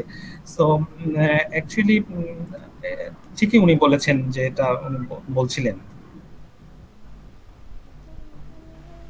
Sir, another question from Shoykot Mondol. As we have time, so I'm just pointing this question also. How is it possible, he's asking, how is it possible when an informal daily worker doesn't have work or food or money, then love or affection does matter at all? If all this is there, then just please clarify, sir, this point of human, all this part. Okay, a delivery, you know that a lot of people are dying without not getting food, and they don't have money, and how they survive. And এই যে না খেয়ে মারা যাচ্ছে, অনেকেই যাবে, এটা তো ঘোষণা করছে। আপনি দেখেন আমাদেরকে কি বলেছে, কোভিড-19 কতজন মারা যাবে বলছে, ইন্ডিয়াতে এত লক্ষ মারা যাবে, আমেরিকাতে 25 লাখ মারা যাবে, বাংলাদেশে কোনো মানুষই থাকবে না। হ্যাঁ, এই যে দেখেন কি রকম একটা সিচুয়েশন, আমাদের হরেবল একটা সিচুয়েশন ক্রিয়েট করেছে এই যে মিডিয়া। তো এই মিডিয়াদের কি রেসপন্সিবল হওয়া উচিত ছিল না? এবং আমার তো এটা এখনো মনে হয় WHO অবশ্যই এখানে ইনভলভ আছে। এখানে কোনো বড় বড় কোম্পানি, ফ্যাক্টরি, ওষুধ কোম্পানি, তারা হয়তো ওষুধ বা ভ্যাকসিনের কোনো কিছু নিয়ে বসে আছে, যেটা সার্স মার্স এর ক্ষেত্রেও হয়েছে। তারাও বিভিন্ন সময় বিভিন্ন দেশে সেটা বিক্রির জন্য সেগুলোকে মানে বহুজাতিক কোম্পানিগুলো actually the state is sovereign, but sometimes more sovereign is the corporate companies. Corporate companies are more sovereign than state এবং more powerful than state, এবং তারাই পৃথিবীকে নিয়ন্ত্রণ করছে। পৃথিবীর দেখেন 1 ভাগ লোকের হাতে পৃথিবীর সমস্ত সম্পদ রয়ে গেছে, বাকি লোকের হাতে কোনো সম্পদ নেই। এই যে ডিসক্রিমিনেশন, ওয়েলথের, টাকার, অর্থের ডিসক্রিমিনেশন, এটা কেন হবে? আপনাদের কনস্টিটিউশনে যেটা বলে, ইন্ডিয়া এবং বাংলাদেশের কনস্টিটিউশনে, যে সোশ্যালিস্ট সোসাইটি হবে, ইন এ ডেমোক্রেটিক সিস্টেম থাকবে, বাট সোশ্যালিস্ট সোসাইটি হবে। Everyone should get equal pay, equal rights, and but suffering. আপনাদের ওখানে অনেকে যে হরিজন সম্প্রদায় থেকে untouchability now is the curse, and in Bangladesh also. তো এই যে মানুষগুলো না খেয়ে আছে, যে লেবারার যারা আছে, তাদের জন্য তো চিন্তা করা উচিত। আমার মনে হয় বাংলাদেশ এই কারণেই লকডাউনকে খুব শক্তিশালী ভাবে এটা প্রয়োগ করেনি, লকডাউন এটা ঘোষণাও দেয়নি। বলেছে যে কিছু কিছু এলাকায় এখন কিছু কিছু এলাকায় লকডাউন করছে, হয়তো বা এই কারণে হতে পারে। তো আসলে আমরা আমাদেরকে আসলে সঠিক বুঝটা পাওয়াটা, আসলে জ্ঞানটাই দরকার। অ্যাকচুয়ালি আমরা আসলে জ্ঞানের জন্য তো রবীন্দ্রনাথ বলেছেন পরশ পাথর, তাই না? যে জ্ঞান হচ্ছে একটা পরশ পাথরের মতো। আসলে আমাদের সঠিক জ্ঞানটা দরকার, কিন্তু আমরা বিভিন্ন মিডিয়া সূত্রে যে সমস্ত জ্ঞান, ফেসবুকে যে সমস্ত কিছু পাচ্ছে, যত রকমের ট্রিটমেন্ট পেয়েছিলাম করোনার প্রোটেক্ট করার জন্য, অ্যাকচুয়ালি আসলে এগুলো সব ফেক ছিল, ভুল ছিল। আসলে জ্ঞানটা আমাদের দরকার। Thank you. The last question of that's a person is asking, if we have time, like we will ask you this, is the in the time of pandemic, how do you think human right organizations are working, sir? Can you please elaborate on this No, point? no, they are not Yes. working at all. They are not working at all in Bangladesh. মানে in বাংলাদেশে কয়েকটি organisation কাজ করছে, এবং গভর্নমেন্টেরও কোনো রকমের, স্বাস্থ্য মন্ত্রণালয় বলেন বা অন্য ইউরো বলেন, বিভিন্ন জায়গায় প্রণোদনা বিভিন্ন কিছু দেওয়া হচ্ছে। এবং আমাদের দেশে, সারা বাংলাদেশে 23টা ইউনিটে আমাদের এই কোয়ান্টাম ফাউন্ডেশনের ফুনারাল টিম তারা কাজ করছে, এবং এটা আমরা নিজেরা টাকা দিয়ে, আমরা অর্থ দিয়ে, এবং ইভেন এখনো স্টিল আমরা গভর্নমেন্ট থেকে কোনো কিছুই পাইনি। এবং পিপি গুলো আমাদের আমাদের তৈরি করা, এবং প্রতিটা লাশ দাফন করতে যেখানে লাগছে 12,000 থেকে 14,000 টাকার মতো প্রতিটা লাশ দাফন, কারণ পিপি গুলো সেখানে পুড়িয়ে ফেলতে হয়, সেই গ্রেভিয়ার্ডে পুড়িয়ে আমাদেরকে চলে আসতে হয়, এবং গামবুট থেকে শুরু করে 32টা আইটেম আমাদেরকে পড়তে হয়। হ্যাঁ, তো actually human rights organization, they are saying we are doing human rights, we're creating, actually human rights কোথায়? আপনি বেদে যান, বেদে রয়েছে হিউম্যান রাইটস। আপনি শ্রীমদ্ ভগবত গীতাতে যান, সেখানে রয়েছে human rights. The world is a unique family, এটাই তো শ্রীমদ্ ভগবত গীতা বলেছে, বসুধা বা কুসুম্বাকম, সর্বে ভাবে সর্বে সুখিনা সন্তি সর্বে নিরাময়া সর্বে ভদ্রাণি পশ্যন্তু। এই যে সকল মানুষকে, আপনার 1948 সালের হিউম্যান রাইটস ডিক্লারেশনে, আমেরিকান হিউম্যান রাইটস, আপনার এই ইন্ডিয়ান সাবকন্টিনেন্টের হিউম্যান রাইটস, লং লং হাজার হাজার বছরের ইতিহাস, হাজার হাজার বছরে। যখন ইউরোপ আমেরিকায় তারা কাপড় চোপড় পরতে জানতো না, বুনো ছাগলের মাংস খেত বা কাপড় পরে তারা ঘুরে বেড়াতো, তার চেয়ে অনেক আগের সিভিলাইজেশন হিউম্যান রাইটস আমাদের Indian সাবকন্টিনেন্টের। So we are proud for this thing. And you are saying that human rights organization, you know that the human rights organization, 30 articles, they are saying right to movement, right to health, right to this thing. But our subcontinent, আপনার গীতা বা বেদের বাক্যে যে সমস্তগুলো moral দিকগুলো রয়েছে, আমাদের ইসলামেও বলেন যে মোরাল যে অ্যাটিটিউড দিকগুলো রয়েছে, যে একটা মৃতদেহের যে সম্মান পাওয়ার অধিকার, সে তো রেসপেক্টেড হবে, তাই না? যে তাকে লাস্টলি তাকে দাফন শেষ সৎকার না করা পর্যন্ত। But are they getting this respect? No, no one is coming. তো আমাদের স্কুল কলেজ ছোটবেলার লেখা পড়া যা কিছু করছি, সেই জায়গায় আমার এই মোরালিটির জায়গাটা নাই, বিকজ আমরা ডিটাচ হয়ে গিয়েছে। আমরা গীতার বাণী পড়ছি না, আমরা কোরআনের বাণী পড়ছি না, আমরা মোরাল এডুকেশন থেকে we are very much detached on those education. So the humanity is suffering. Thank you, sir. Thank you. Thank you so much for this enlightening and a lot of information. We will now, when we are living in a country like India, the thing that comes to our mind is that there should be unity in diversity. And when that unity in diversity cannot be seen, or maybe when these new popular words like social distancing comes, it bothers us. It really bothers us so much. Keeping all these differences and distinctions in our mind, we will now move on to the next speaker, our Shubhajit Noshkar sir, Assistant Professor, Jadavpur University. The topic of his discussion is social marginalization and caste gender dimension amidst the COVID-19 pandemic. So if you please enlighten us. Thank you.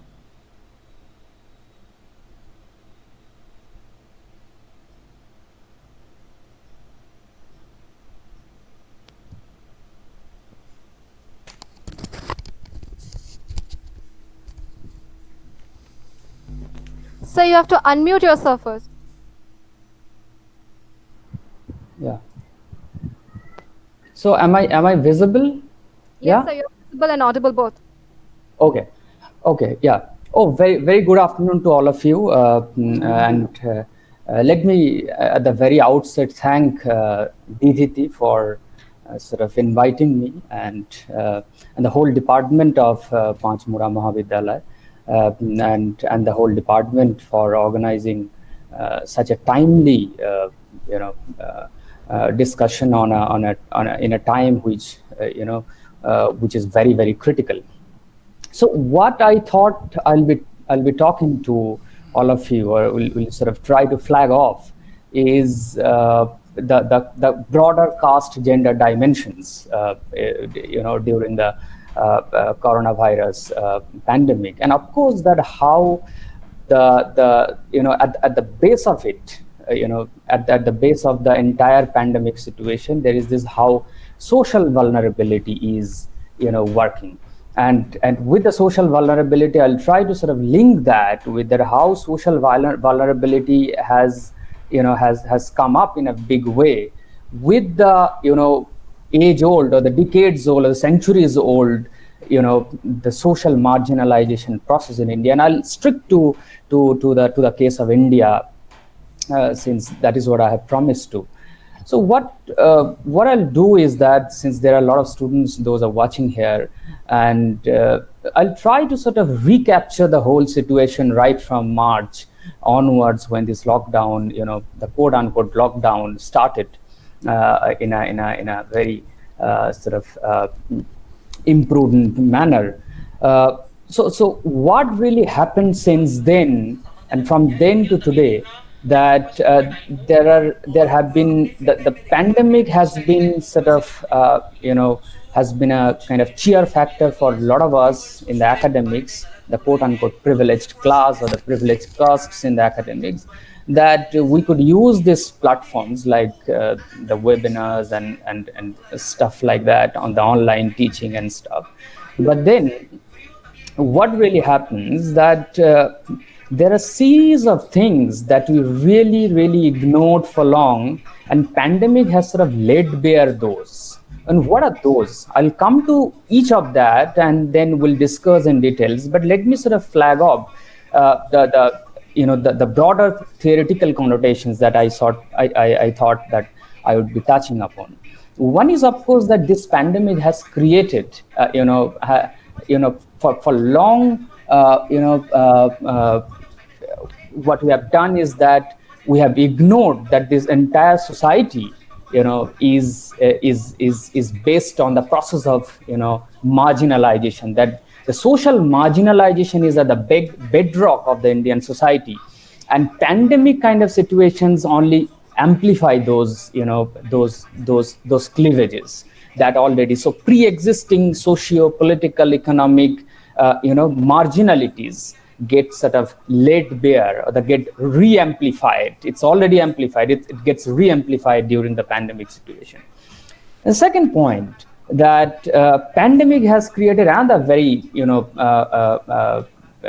troubling thing, that is, it has created a sense of otherness among the marginalized communities, among the women, among the migrant workers. Most of them, as the data shows, the census data and other studies, they show that mostly they come from the marginalized communities, the lower caste communities.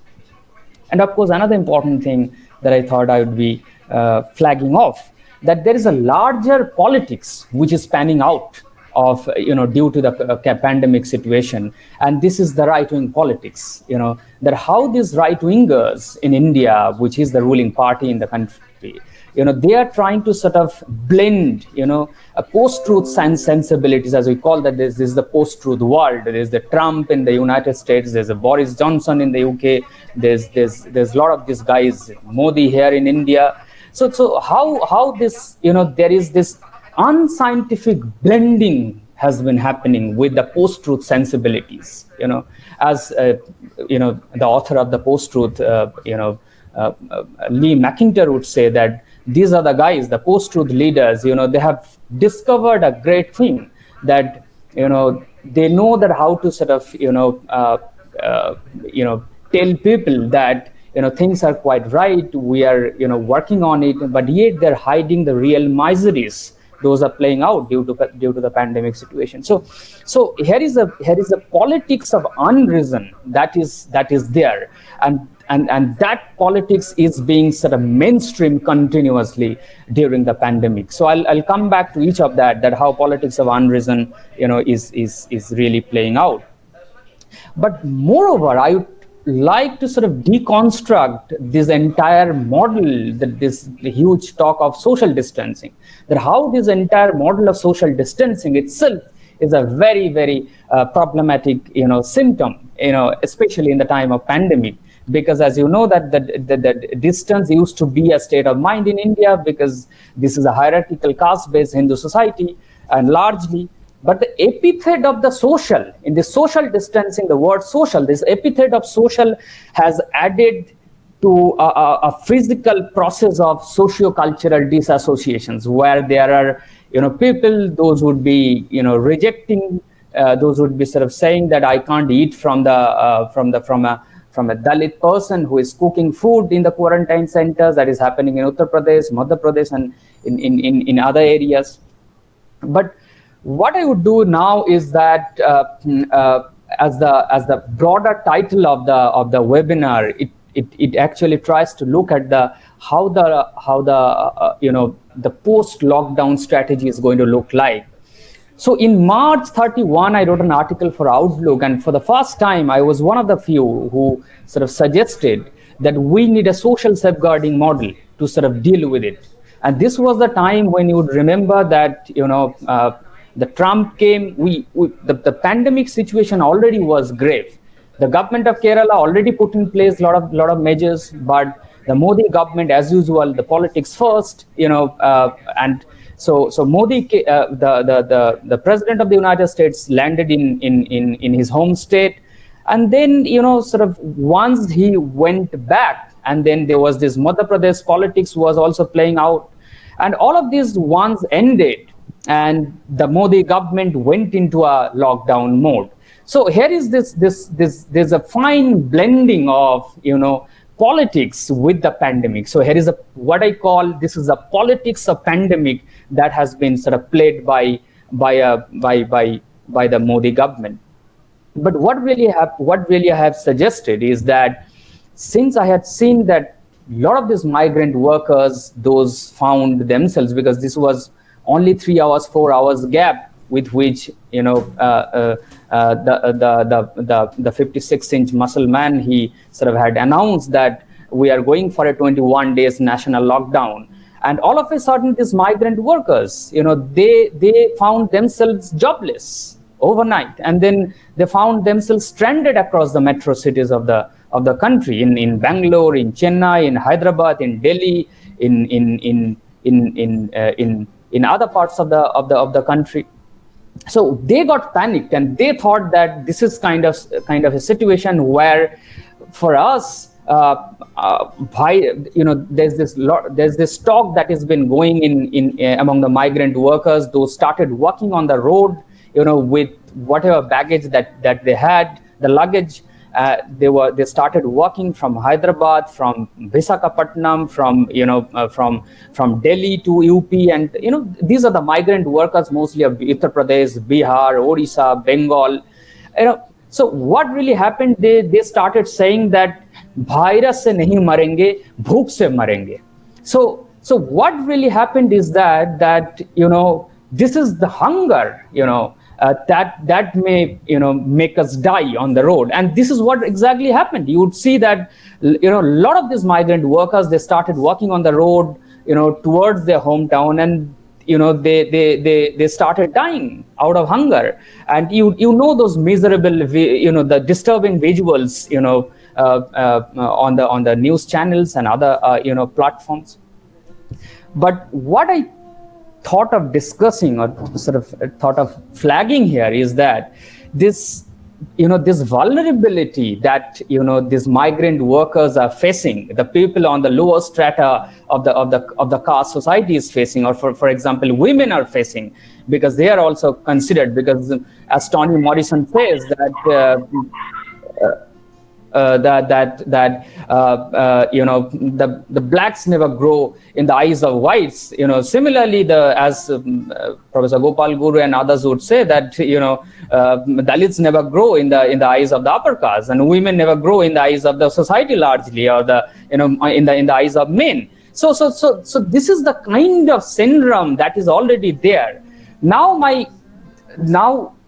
the bigger point that I tried to sort of touch upon and sort of link the entire discussion is that how the social marginalization, the social marginalities have for centuries in India created social vulnerabilities. So social vulnerabilities that you see today among the migrant workers, that all of us are very disturbed, quote unquote disturbed, because privileged classes, those are the hoarding classes. We have bought a lot of our essential commodities, but we show ourselves that we are really, really disturbed by the conditions of the migrant workers. How I really doubt that how far we are disturbed.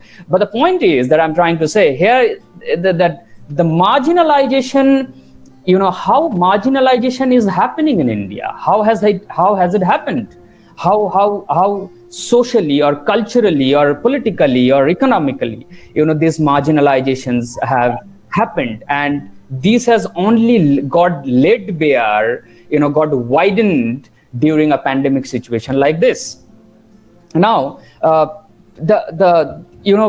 me sort of address the caste point. You would know that there's this a magnificent research done by Dr. Amit Thorat with NCAER and University of Maryland. They asked two specific questions to the respondents: that does anyone in your family practice untouchability?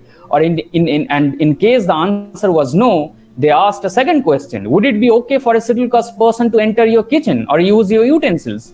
So what was the answer? Answer is very startling. The survey found the 27% respondents across the country agreed that they did practice untouchability, and it was most prevalent among the Brahmin respondents, and it is the 52% among the Brahmin respondent, when 24% of the non-Brahmin other higher caste respondents sort of admitted to it, that they practice untouchability. They wouldn't like the Dalits to enter their kitchen. There are lots of articles written by scholars in EPW and other journals. But then the point is that this is a hierarchical society based on caste. Here you have a fourfold Varna system where you have created that the Brahmins at the top, Kshatriyas come second, Vaishyas comes third, and the Sudras come last. And this is the community, the Sudras, that I would like to sort of bring, go back and forth. What really happens that since this is largely the caste domination or the caste hegemony, remains quite intact, and this is what is visible across the board. What happens that this is the country which in a very subtle way or in very radical ways in the rural areas, they practice purity and pollution games, or the practice untouchability on the purity and pollution structures. And in the urban areas, in the university spaces, you would know that how it's not really untouchability, it's not really physical distancing, it's not really a social distancing, but the subtle games of sort of demoralizing the Dalit identities, or that marginalizing the Dalit identity in the interviews and other places, be it JNU, JU, Hyderabad Central Universities, everywhere. This is on. During the interviews, there's a lot of fights, going on, a lot of protests go on, regarding the way marking has been happening. So the point that I'm trying to come in, is that this entire marginalization process, this marginalization process is a major social determinant in the health sector as well. So, and that got amplified during a pandemic situation like this. So now, this pandemic is largely being backed initially by the World Health Organization and now by the various governments. But today, World Health Organizations and other governments, they have really rejected the idea, calling it social distancing, and they have started calling it a physical distancing. But then once it came into our mind that social distancing needs to be imposed, why that has to come in mind initially? The point is, the social distancing is nothing but a hegemonic caste scheme in India.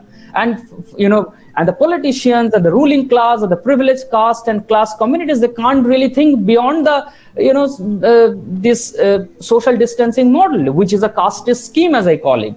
So, the physical distancing, as I said in the initial, few lines, that, social distancing was already in our mind.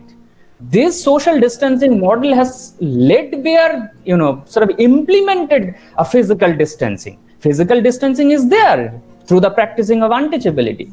Now, what the social marginalization does in a grave situation like this is that it creates health inequalities, right? So the way, various kind of communities are responding to the COVID-19 is not same, I have got a COVID-19, a ruling member or a person who is in the upper strata, who is well off. Dr. Ajay was giving example of AAP member or Boris Johnson and others. So these are like the privileged people. For them it's like this man, the AAP health minister, got the plasma therapy within few hours. But can you really, ask the common people that will they get? They are not, the situation in Kolkata. I have been dealing with few cases where, some of my far off relatives, they got tested positive. They are very poor people and they are not getting beds. And they are not also rich to afford, in the private healthcare system, which is very, very, expensive, like Medica, Fortis, Apollo, and other places. And in the government facilities, the government's responses are really meek.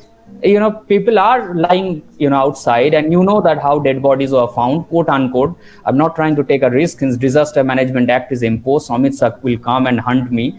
But the point I'm trying to make here is this: that the health inequalities are largely created by the prehistorical, socio-political, cultural, and economic marginalities. So you can't really club the privileged and the underprivileged.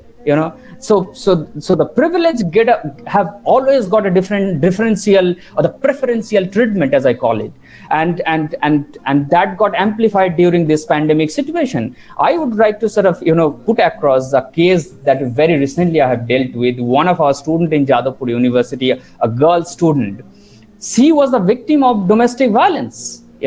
And since this is in the newspaper, I don't think that I can, I can't hold that back. So what really happened when I came to know about the situation, that this girl is being tortured by her father and elder brother at her home, and the girl came out of house and wanted to get shelter in some of the paying guests or in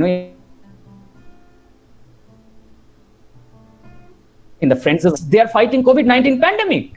So the social solidarities, Derridian social solidarities, the Camus's ideas, everything has got sort of segregated. Now the point is that I had to talk to the vice chancellor, and I asked him that, sir, what do you expect a student who is an official student, a registered student of the university? Jadavpur University has a lot of human resources. We have university guest houses. We have hostels. Why can't we afford to, sort of make us stay comfortable in these places? But later on, I got to know in the hostel, some of these students, they are not ready to sort of take her in. But then we sort of arranged later on something for the other, thanks to the vice chancellor and the other people in the administration. So we worked that out. But the point that I'm trying to say, that here is another marginal situation where you see a young girl or a young woman who is facing this kind of crisis, who is not really a privileged. You can't call a undergraduate student as a privileged, and she is literally not coming from a privileged background. So this is what is the condition. So I'm trying to sort of make a point here that this entire health, there is a health inequality already that is being existing, because there is social marginalization. Now, as you know, that marginalization shows health risk resulting from what? Nothing but the discrimination.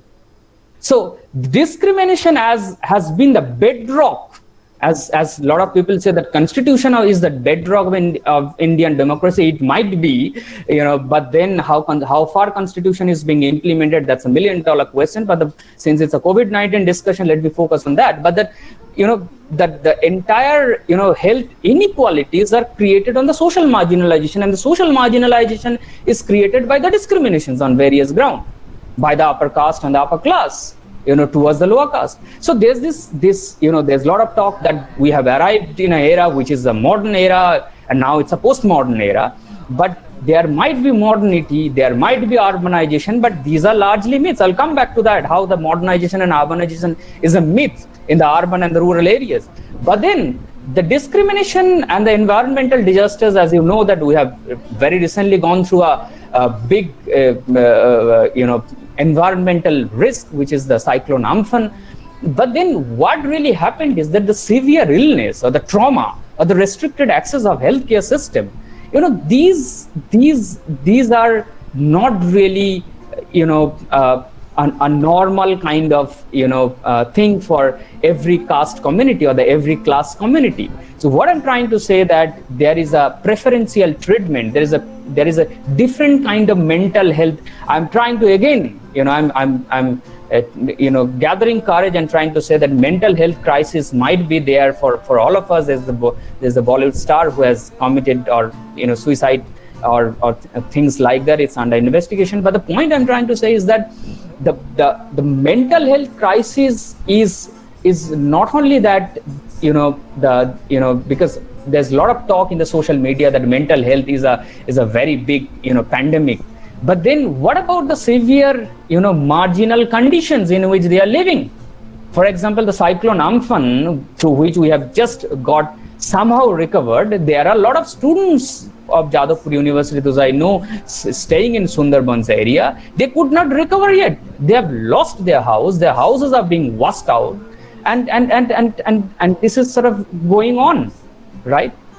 Now, let me now bring in a very important concept, to substantiate my point, that as French sociologist Pierre Bourdieu would argue that, there is this habitus. Habitus is being created. How the habitus is being created? For the students, let me explain it, that habitus is very important, the Bourdieuan concept, because it's important to understand, because habitus is constructed through social and cultural capital, right? And the underprivileged misfortune produced and reproduced through social sufferings and cultural alienation. So it is from this prism we need to interrogate the evolving pandemic situation also, right? Because the kind of habitats that you see in the urban areas, you will see that there is this upper caste ghettos, there is alienated lower caste households, or on the basis of religion, the Muslim household ghettos. So what is really happening is this, that the socio-cultural political alienations gets reproduced and create many more habitus. And on the other hand, the underprivileged, gets reproduced. The underprivileged of the underprivileged, the misfortune of the underprivileged communities, those actually get discriminated on various grounds, the caste or the class based. Now their underprivilege gets discriminated, so gets reproduced. And that's how, there is this privilege keeps on going upward, and underprivileged, communities, they keep on going downward. And what happens during this health situation or during this pandemic situation, that this marginalization process, it creates a context for vulnerability and thereby influencing health. Now, So this is broadly how the social marginalization, creates social vulnerability, on the basis of untouchable practices, on the basis of, the caste-based segregations in the households and others. Now, let me come back to my article that I wrote for Outlook, where I had till then suggested that, this lockdown can create a kind of othering, a kind of, the ethical or the moral concerns, broadly. And that is why we need a social safeguarding. And towards the end, I'll be talking about that, why, it would be immoral to talk of exit strategy for the, from this coronavirus pandemic situation, because we are not really morally fit society, or the moral conscience is not really fit to talk about this exit strategy, because there are many other pandemic that is there, like social marginalization, discrimination, and others. I'll come back to that briefly. But before that, what are the concerns that I sort of put across in that article that I wrote as early as on the March 31st in 2020? That why Indian government, or the governments of the state governments and the central government, they need to aggressively pursue social safeguarding model for various for the migrant workers and for the people those are living on the margin. As you know that as I have already briefly said, that this the socio-economic vulnerabilities of the marginalized are spiraling out of control day by day. And this has happened, as I say, and I hold the governments responsible, especially the central government, because it is because of their imprudent social distancing measures, right? And the way a certain announcement came as a shock, because it sent shockwaves to the migrant workers and to the people on the margin. The 21 days, the first lockdown, right? Now, all of us have seen that how there is this exodus of the migrant workers have happened so far. And in Delhi, there's this at the bus stand in the midnight, how people have swarmed into that bus stand to board the buses by sort of sidelining the quote unquote physical distancing or the social distancing and stuff. But we can't really hold those migrant workers responsible, because you have not really addressed their problems so far, from the pre-colonial period to the post-colonial period, or from the pre-independence to the post-independence. It's not that today pandemic has come and this is what happened. This is the Delhi Roj Namcha. This is the Delhi, this is how they travel in the buses. This is how they travel, because they are the people, those are on the margins, literally. Now, with there's another thing that has aggravated this whole pandemic situation. As you know, that the post-1990 has embraced a LPG model, the liberalization, privatization, and globalization model. With these, what really happened that it actually started focusing on, because a lot of FDI came in, the foreign direct investments. But then what really happened is that it created a lot of proletariat classes. Also, it created a lot of marginalized, caste in the metro cities, because in the post-1990s, the focus started, going to the urban sectors, not to the rural areas. And you would remember the former president of India, Kalam, said that you need to really provide urban, this famous Pura concept, PURA, providing urban amenities to the rural areas. That has never happened.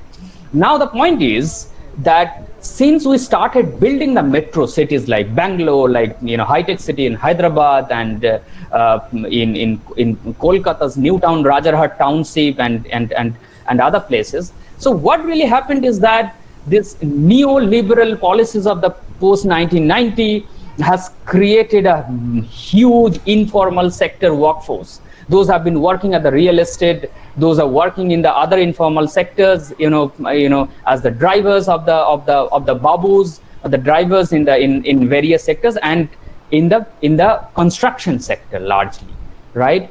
Because that's when we started building a lot of apartments, a lot of housing, a lot of township, but with this you have you will have that there is a huge proliferation of the, of a informal sector, upper class jobs like receptionist, like HR professionals and others. What really has happened is that the government sector has started shrinking in the post 1990, and there has been a proliferation of a salaried class in the informal sector. And we should not forget that these are the people, those are HR professionals and other receptionists and other people in the private sector. They are also on the margin. They are also, this entire lockdown, and this is unlock probably 2.0 or maybe 1.0, and in the middle of 1.0 and 2.0.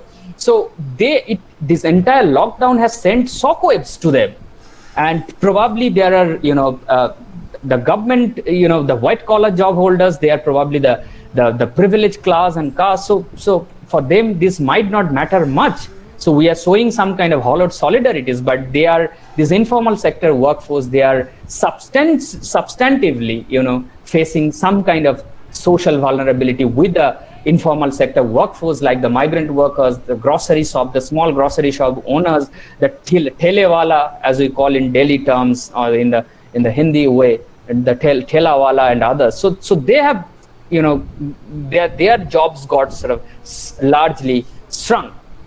Now, you would remember that, there was a lot of talk that this post-1990 LPG,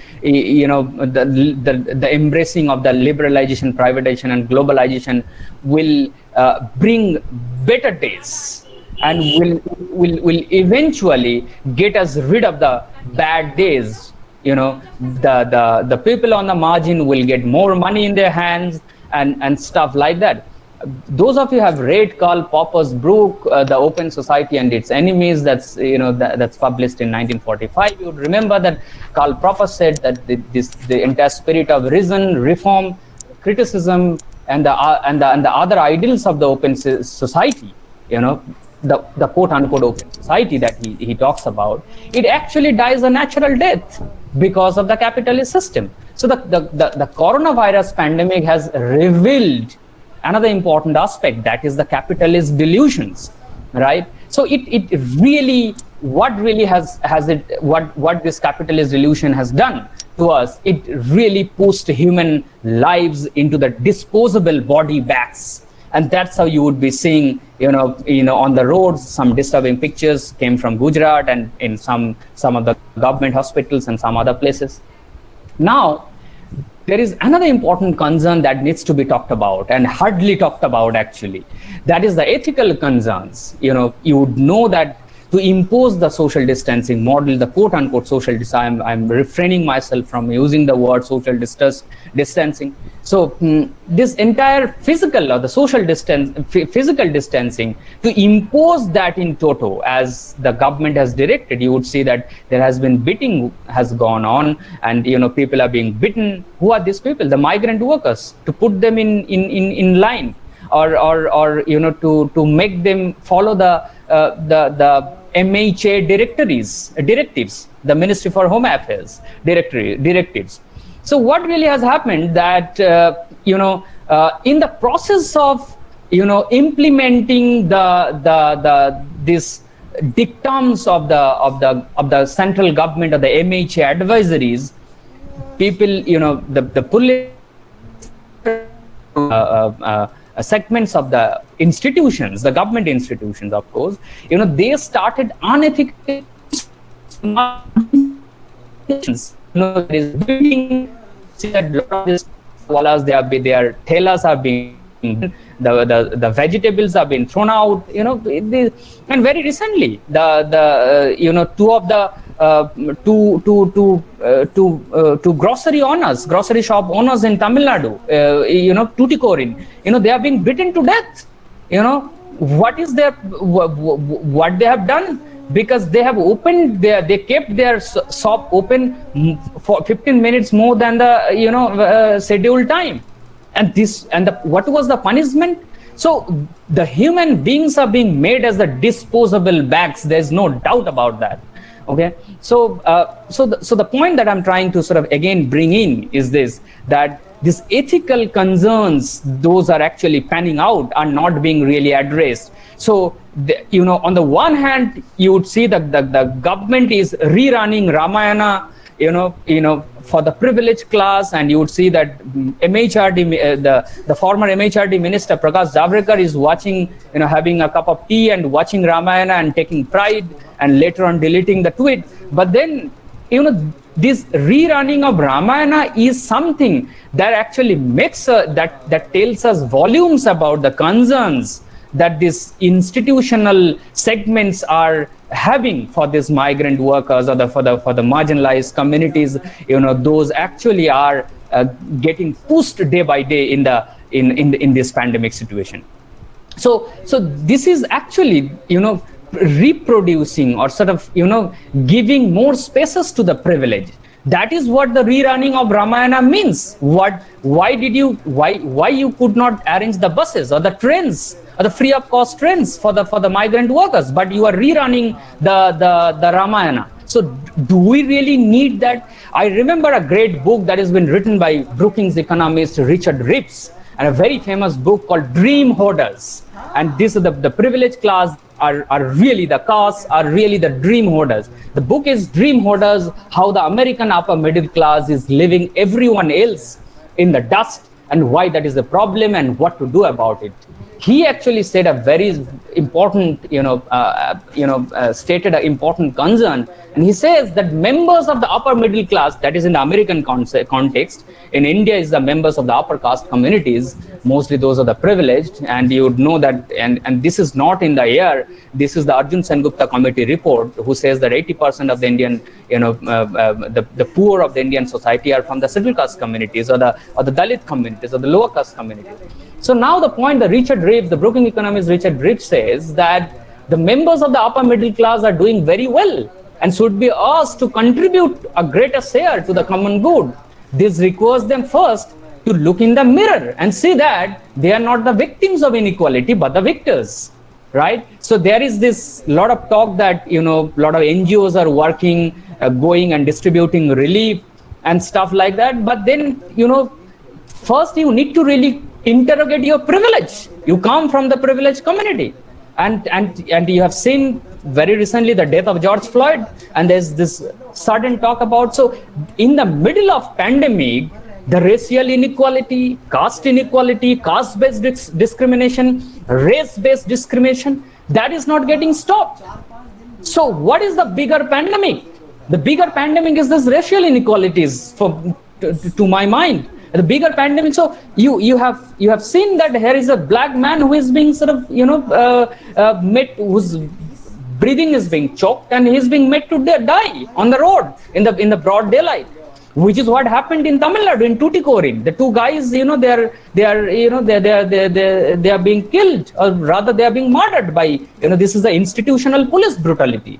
And now what comes, the next important thing is that these are the kind of pandemics that needs to be addressed. And to address that, as Richard Ripps, the Brookings economist, says, we need to first look at ourselves, look into the mirror and say that we are not the victims of the inequality, we are the victors. These entire socio-economic political inequalities that we talk about, these are actually privileging us. These inequalities are for the underprivileged. He goes further and says a very important thing. He says, in the case of America, and so is broadly true in the case of India, he identifies income and the wealth as a crucial dimension, which virtually segregating top 20% with the rest 80%, which is what the condition. You would see that in Mumbai, there is this billion dollar Antilla, Mukesh Ambani's residence, and in front of the Antilla, you have a slum, which is world's largest slum, probably, the Mumbai slum. And you don't really look at the conditions, that how the slum dwellers are working or living over there, that whether do you really imagine that social distancing can be followed in these shanty houses? It cannot be. This entire social distancing is a privileged idea. For the poor, for the migrant workers, for the slum dwellers, for the sanitation workers and others, they can't afford to live like that. There are 7 to 8 family members or 10 family members. They have to live in a single room. So this is broadly the thing. The point is that the privileged class or the privileged rulers or the people in the powers of corridor, they do not really count the ethical concerns or the moral concerns as something of a matter during the pandemic situation, which is aggravating the situation. The successful models in the world like New Zealand or Taiwan, they have come out. They have come out very easily because their society is much more equal. They are, human. They perform, handsomely in the Human Development Index. But look at ours. Look at the entire Indian subcontinent. Now, so these ethical concerns needs to be addressed, and until and unless we are really addressing these ethical concerns, this entire otherness or the othering of this huge millions and millions of marginalized community people or the migrant workers, small grocery shop owners, they will remain otherized. Now, let me sort of now bring in the women. Again, I wrote an article, in the early days in April in Outlook, that how this entire health system is gendered.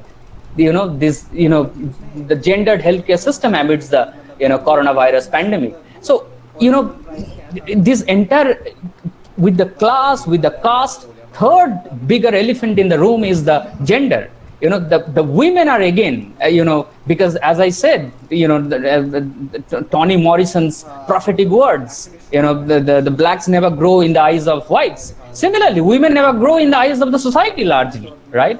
So what really happens that, distance, as I have said, that, maintaining distance is a historically entrenched in various forms of normative isolations, by the upper caste groups in the Hindu social order. It goes back to the centuries old untouchable practices against the lower caste communities of the Indian subcontinent. Also, there's something important here. Also, the sexual agency of the Hindu women has had been historically suppressed. You read any, you take up any of the, Vedic text or the Manusmriti, women are being relegated to the margin. Women's sexual agency has been sort of, suppressed largely. Look at Manu. Manu said that women should never think, at par with the men, and some other, nonsensical stuff. And Manu, of course, that the casteist epitome, and this is a failure of this, quote unquote rational society or the modernity, the society which is building blocks on the modernity or the urbanity. They could not remove the statue from the premises of the Rajasthan High Court. But let me sort of now say this: there is this, archaic trajectories that actually got manifold during this pandemic situation, and this has happened, because there is this prehistoric, as I say, those of you have read Garda Lerner's book, The Creation of Patriarchy. You would know that this entire patriarchy is sanctioned by the religion. You go to the Islam, you read Quran, you read Surah Al-Baqarah 2:2, if you are menstruating, you are not allowed to enter into the mosque. If the women are being sort of thought of as the or the ground for the men, and so is the case with the Manusmriti, right? And the women's sexual agency has never been sort of allowed to perform in the Indian society. So now that has had an effect on the health system. That has created havoc in the health system. So that's how the health system. So health system is an island. It's not somewhere in the Eiffel Tower. It's very much there. So health system is largely gendered, and let me sort of use some data that how the entire gendered healthcare system is creating otherness among the women also. Now so most of our discussions today, that how we need to really cheer for the health workforce, thali bajao, and I don't really remember, ghanti bajao, and stuff like that. But do you really pay handsomely to the healthcare workers? And remember, these healthcare workers, the dominant section of these healthcare workers are the nurses. They are the frontline workers. They are the frontline warriors. And some of in some states you would see everyday news are coming, 2 months, 3 months salaries are not being paid, they're working in unhygienic situations, and they are not being addressed. So you are being, so this is how the post-truth sensibilities are being sort of mainstream, that you do not really, you go by the kind of cheer. So you be the cheerleader, and your rationalities be transformed into the into the privileged sensibility of the rulers. So now let me sort of cite a very important data that World Health Organization published in its working paper in 2019, where it says that gender equity in the health workforce, I mean, overall, and there is a average gender pay gap of 28% exists in the health workforce. And once occupation and working hours are accounted for, the gender pay gap is 11%. So this is between the men and women, right? The male nursing staff or the male workers and the female workers, there is a 28% gap in the pay. So, but on the other hand, there's this study that is being done by the World Health Organization that has revealed that the 70% of the workers in the health sector are women. So, but what you have done to them, right? There is this pay disparity, there is this payment gaps, there's the salary gaps. You have not really addressed, and you want us to salute, you want us to thali bajana or ghanti bajana and stuff like that, and lighting lamps and stuff like that. But you are not addressing the stark disparities the nurses, female childcare workers, or the aged care workers, or the cleaning staff work on the front line are going through. Now, another important aspect that needs to be also talked about is that there is this biological differences are being mainstream, that women cannot be considered at par with the men because biologically women are being weak. Women are weak. So these very concept, this very mindset, this very notion actually, amplify, the myriad forms of gendered responses during the situations like this, during pandemic. So this in fact, the arrangements of the counter measures to lethal coronavirus disease are considered largely as masculine. You look at the organizational task forces and other patterns, the gender roles are very visible. You have all the men, those are calling shots. So now it is in this context, the implications of the COVID-19 pandemic on women's healthcare are extremely significant. Now let me tell you that what is happening, since there's this Thomson Reuters survey that has been done very recently, and where there is something which should worry us. And in 2018 Thomson Reuters Foundation survey, India has been named, and not much ago, it's 2018 only, India has been named as world's most dangerous country for women due to high risk of sexual violence, right? So also experts says that India also moving to the top of poll, so not enough was being done to tackle the dangers women faced. So on the other hand, you will see during this pandemic situation, there are many women, those are housewives, those are also working women, they have to stay back, they have to stay women, and they have to live with this with the partners, those are otherwise abusive. So they are living with the violence, intimate partner violence, partners violence as we call it, or the boyfriends, or the other male workers in the house. So this is a kind of and of course their sexual health, because there is this there's this talk of that there might be a baby boom. So they are not being provided, the women are not being provided in the lockdown with the proper reproductive measures, or the reproductive health measures, but they have to live by it because it's a male dominated society. Your sexual agency is not really your agency, it's being held by the male, and that is how the religions have sanctioned. Now the point that I'm trying to say is that the situation has aggravated in such a situation that the National Commission for Women, they have to sort of they have received several calls of domestic violence across the country. The situation escalated to such an extent that the NCW, the National Commission for Women, had to launch a WhatsApp number besides online complaints, as the lockdown has exposed women to the potential perpetrators and abusive intimate partners. The households provide an enabling environment because the households are being largely, segregated, because there are some kind of works in the household, those are being gendered. For example, cooking is being thought as a women's job, sort of filling the water bottle is broadly being thought as a job for women. So there is this gendered society in which we are already living in, and now since women are living within the households due to the lockdown, situation has really aggravated. It's really a win-win situation for the misogynist, abusive men, or the patriarchal men, but women are being marginalized here. Now the point is that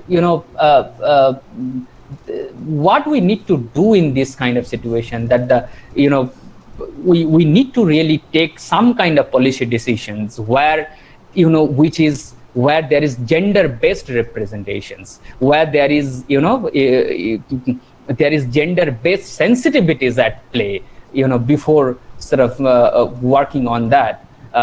Now the very last few points that I would like to sort of talk of is that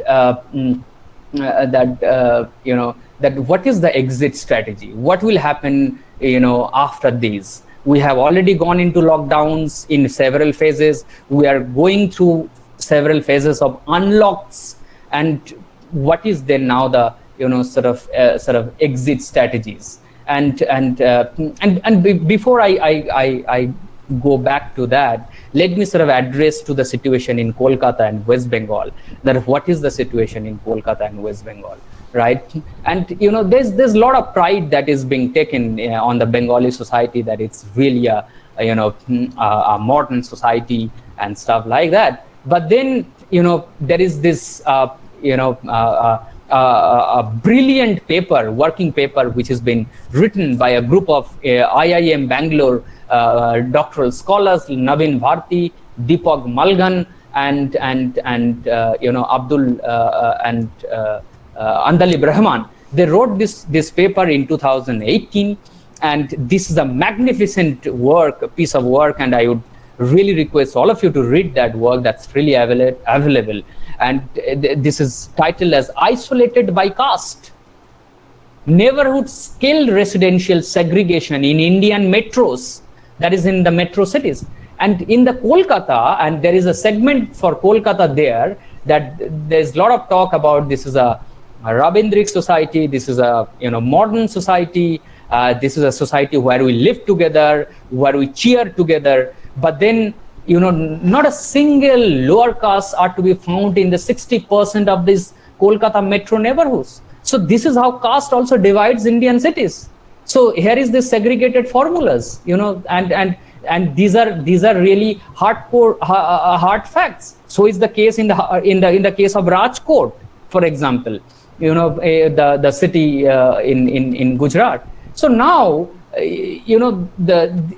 this entire socio-cultural political public sphere is segregated by this caste mindset, where you on the one hand you proclaim that there are a lot of myths that it's a urban society, it's a modern society. But then with the advent of modernity and the urbanization, the caste has not really withered away. Caste is very much at the play, and which is why there is the segregated livelihoods. And those of you who have been follow brilliant works by Professor Sukhdev Thorat, you would know that 35% to 45% migrant workers come from the SC, ST, OBC communities, and from the OBC Muslim communities, and they are on the margin. So now since they were isolated in the rural spaces, Gandhi's quote unquote Ram Rajyas, since they were since their caste was on the lower status, so they had to sort of leave those villages, and for the livelihood they had to shift to the urban spaces or the metro cities. But what happened? What metro cities have given to these migrant workers, or these Dalit workers? They are now left with nothing. They are having the hunger deaths. Now, this lot of talk about modernity and urbanization has withered away everything and anything is really a myth, and we need to really shatter that myth, and need to really, so this entire job market, be it in the rural sector, be it in the urban sector, that they do not work like that. The caste class identities matter. So now the point is that this pioneering study that has been done, and I'm just concluding here in 5 minutes, this pioneering study that has been done by the IIM scholars, they have said that the entire urban sociological life is not really as symptomatic of the caste. So the caste very much works over there. So this othering, of the caste, lower caste communities or the lower class communities in the rural areas, in the urban spaces, gets amplified by these pandemic measures, because most of the pandemic measures are not being taken by keeping in mind the ethical concerns, right?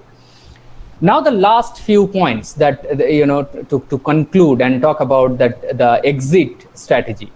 So as the title of the webinar wants to seek a likely post-lockdown situation. So what is the broadly the broader exit strategy? There's no doubt that this is a pandemic situation, because the way this virus, because this is an infection virus, this is not a normal virus that it goes like that. So it actually travels, right? So since it travels, so it really is a global pandemic situation, probably after Ebola and some sort. But do we, as society like India, can we really go for a strategizing an exit strategy without exiting from other epidemics? And what are those epidemics that I have talked for in the last 20, 25 minutes, 30 minutes? So this is a society where you have the hegemonic caste habitus, where there is segregation in the name of caste, where is segregation in the name of proletariat and upper class communities. So can we really get rid of that? As I have already said, that New Zealand, which is a very successful model, it has become coronavirus free. And Taiwan, look at their human development index, look at their society, right? So here, there's this so-called liberal democracy, the epitome of the liberal democracy, United States. Even amid the pandemic, you have seen that how a black person had to die and is being murdered by a white police officer. And so is the case here. The other day, a former ex-army man, Arjun Mishra, he has raped a lower caste girl, Jyoti Paswan, and there is no in the pandemic situation, this all goes on in the Tuticorin, the way institutional police brutality and eventual murder, and in other places of UP and Madhya Pradesh, where in the quarantine centers, the upper caste quarantined COVID-19 patients, they are saying that they are not they cannot eat food. They will not eat food cooked by the Dalit community people.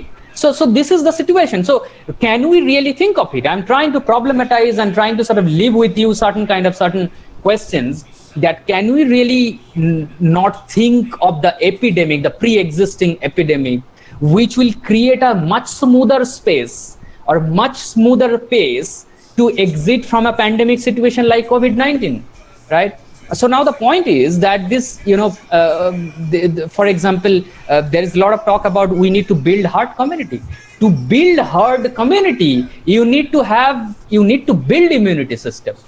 But how can you expect and to build a proper immunity system? You need to also, have proper protein intakes, proper nutrition intakes, and there are people on the ground. Those are coming from the marginalized communities, and do you really think that they can afford, they are today living on the ration system that is being given by the government, and can you really imagine that they will be, they are really they will be able to build a herd community? It is the privileged caste and class like us, the salaried class, or the landowning classes, we can really think of building herd community. So you have never built herd community, and which is why we have never built an equal society, and it's largely an unequal society, and which is why you perform so miserably in the Human Development Index.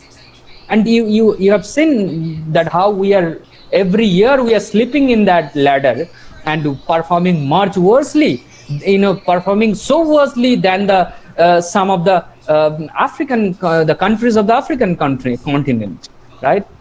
So think about it, that do we really address this widespread pre-existing pandemic that exists on the basis of caste, which segregates people in the name of physical, in the name of purity and pollution, or the untouchable practices. So on the other hand, for the students, since and this is my own hunch, that this post-pandemic situation may make us depend more on, as even as World Health Organization says, that we are going to live in a world which is not going to be same as we lived in. And in this kind of situation, we are going to sort of be dependent more on the virtual platforms. But what will happen to the people? Those cannot afford these virtual platforms.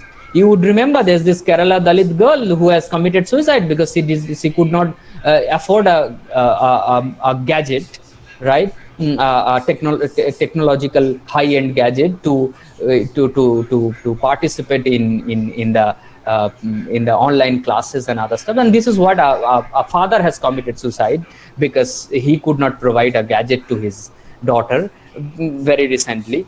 And there is this news, and for example, Jadavpur University, we are one of those rare, probably there are many, but we have not gone into these online virtual classes, keeping in mind there are many students come from the marginalized backgrounds. They can really not afford.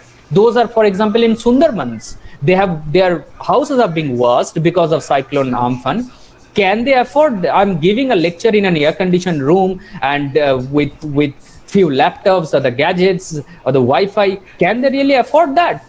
They do not have electricity yet. I was talking to a student yesterday, and he says that, sir, electricity is not yet being repaired.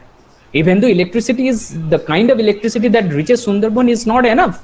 All of you know that. Those of you are having a knowledge about the condition with which Sundarbans, the people in Sundarbans are living in. Now, the point that I'm trying to say, that there's this digital divide that is being created, that will create. So when we talk about exit strategy, you need to address this. You need to exit from these endemics, and then you can really think of a exit strategy from from this situation. And I end here, and I once again thank Diditi for inviting, and now I'm open to discussion and questions. Thank you very much, sir. It has been really, really very much informative, and we have a bunch of questions from the chat box. But before that, we would like to ask our resource persons and all the speakers here if they have any questions, because I have one already. Anyone who would like to ask, sir? Okay. So I just wanted to ask you one thing. So do you think that in the current situation, is it being pointed that a particular community as the carrier of this disease? Do you think there is also a link with this, with the Spanish flu, where the Hebrew community was also pointed out like this? Just if you can comment a little bit on this. Okay, so I understand what you were indicating, but you could really take the name, this entire. Uh, I actually did not take that particular name because the Tablighi Jamaat, the way they were being demeaned, the Muslims for.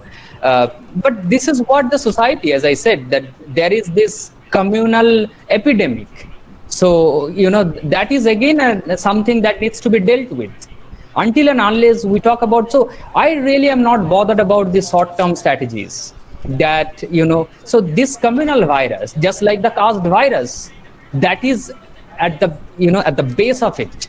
So, blaming a particular community, or this is not new, you know, telling, for example, the Northeasterners, you would remember the students from the Northeast, how they are being called as quote unquote chinky, and they are the carriers of the virus on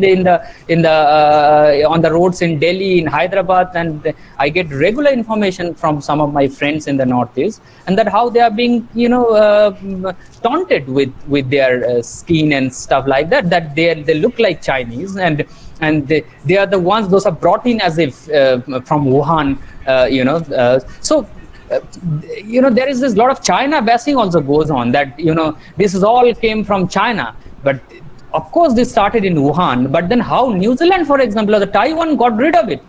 So this is your failure. You could not create a robust healthcare system, or the robust society, which is equal society. Why you have to shift your blame and change your goalposts every time you face a crisis situation? So I hope that answers the question. Yes, sir. Yes, sir. Sir, Pallavi Dash, she has a question. She asked, Sir, we have always had social hierarchy and their violent expressions. How do we put the blame on a disease? Isn't it just another excuse to distance ourselves from the other? Well, see, that is why I have really tried to bring in a lot of articles and literature, so that what really happens, since we are living in a postmodern society, or a modern society as we call it, or a post-truth society, the entire social media, posts and stuff like that shape our ideologies or the thinking, rather than the hard truths. So why this, why we should not, for example, connect social hierarchy during the pandemic? I have already told you that a Dalit woman is being raped day before yesterday by a upper caste man, and there is not much hue and cry. You go and there is viral justice for Jyoti Paswan, right? So why this is happening in the pandemic? You look at what happened to George Floyd. So nothing really stops caste hierarchies, even if it's a global pandemic. So these caste-based, communal-based operators, they are always at play. You just need to keep your own mind open and look around and see that what is happening on the ground. You should not be selective, because when you ignore that, when you sort of overlook that, you are actually not really interrogating your privileged location, which you need to. Right? So if social hierarchy did not exist, for example, I have given you an example from Uttar Pradesh. In a quarantine center, a Dalit Sarpanch, in Bengal we call Pradhan, Panchayat Pradhan, she was cooking food for the quarantine. I don't know whether a Brahmin person would be cooking food for the quarantine center or not. That will never happen. But a Dalit Sarpanch is so humble that she was cooking food for the quarantine center patients. And this quarantine center patients, they had the audacity to say that we will not have food that is being cooked by a Dalit Sarpanch. You go, that is being covered. You just search in the Google. It's there. It's being reported by the Telegraph, by Indian Express, by every major newspapers. It happened in Uttar Pradesh. So that remains. So is it that I'm talking in the something which is not happening? Here is hard facts, which is being substantiating the claims. Mondrita Seal, she has asked that how do you think media, especially social media, could have played an active role in recreating, or rather creating, awareness about the re-marginalization of women in society? Social media, what is the question? Can you just tell me? How do you think the social media could have played an active role in creating awareness about the re-marginalization of women in society? Well, that's a good question, but it's other way around. It is probably, to me, it's the social media which played a very active role, not the mainstream media. Let me put it that way. Okay. I see especially lots and lots of posts those talk about domestic violence, and how women are victims of intimate partners violence, and husbands.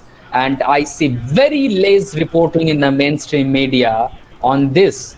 So telling social media is that platform you need to really, of course there are a lot of people, just things like, a lot of rubbish memes are being shared, which is again, but remember, there are memes, there are some videos, there are some posts, those are really representative of the hard facts. And mainstream media, since they have lots of obligations, because they have funding from the corporate sector, they balance ideologies of the political parties, so they can really not, report in such vehement way, the way we can write, for example, on Facebook, or we can tweet, or we can post on Instagram and stuff like that. So the marginalization of the women point, remarginalization, women are being remarginalized. I have talked in greater length. I have wrote an entire article that how the entire healthcare system is gendered in Outlook. You just need to search in Outlook by my name, it will come out. And I have discussed that in greater length, that how, the remarginalization is being sanctioned by the religion, and then it has been picked by the men, and women are being marginalized further. You read the creation of patriarchy by Garda Lerner, you will get to know that she has discussed this at greater details, and readings like Bell Hooks and others, Angela Davis. So this is it. Yeah. So, two more questions we can take, I guess. Abhirbhav Bhattacharya, he is asking regarding women, which women are you addressing? Because there are several layers within this category of women. And does a subaltern woman really bother about daily domestic violence? Do you really think that these women organizations are reaching to those points until something very brutal is happening or the media has covered? Or are they actually hovering around the elite urban reality? Okay. Uh, mm, uh, what is the point that he said? I was thinking something else. Uh, the, He's the, talking about that. okay. Whether I'm, yeah, I could recollect. Yeah. So the point is that, can we categorize women? Yes, women are not homogeneous whole, as no community is. So you for example, in a religion called Hinduism or in Islam, everyone is not at the same par. It goes without saying, right? So now, but we could not come to a position in India, for example, or in the Indian subcontinent, where we can really categorize the women segment so bluntly, right? So because there are quite a thinner lines when you categorize women. Of course, there is a double-edged sword for the Dalit women, the subaltern women, because not only that they are women, but they are also lower caste women. So there is this double edge, which is hanging always. Those of you know Jessica Dutt's book coming out as Dalit. You just read that book. She has explained in greater details that how it is very difficult to be a Dalit woman in Indian society. But broadly the women, there are several platforms are being established, but they are not really responsive to the domestic violence or the violence that women are facing in the lockdown or normally. For example, I know few cases where some of the women committed suicide because of the violence that is being committed by their husbands, right? So this is something that happened in some parts whom I know. Now the point is that are we doing enough? We have never done enough, right? You look at the university spaces, you look at the institutions, you look at the healthcare, policy making areas, you look at the representation of the women and representation of the Dalit women. Since it's a cleavage society, a society which is segregated on the basis of cleavages, we need to sort of give representation on the basis of their actual numbers in the society, right? So we are not really doing enough, but then women are not homogeneous whole, but women in general, they are suffering like hell, and it has amplified during the pandemic situation. There's no doubt about it. Thank you so much, sir. I hope there are no more questions. If any resource persons wants to ask any question.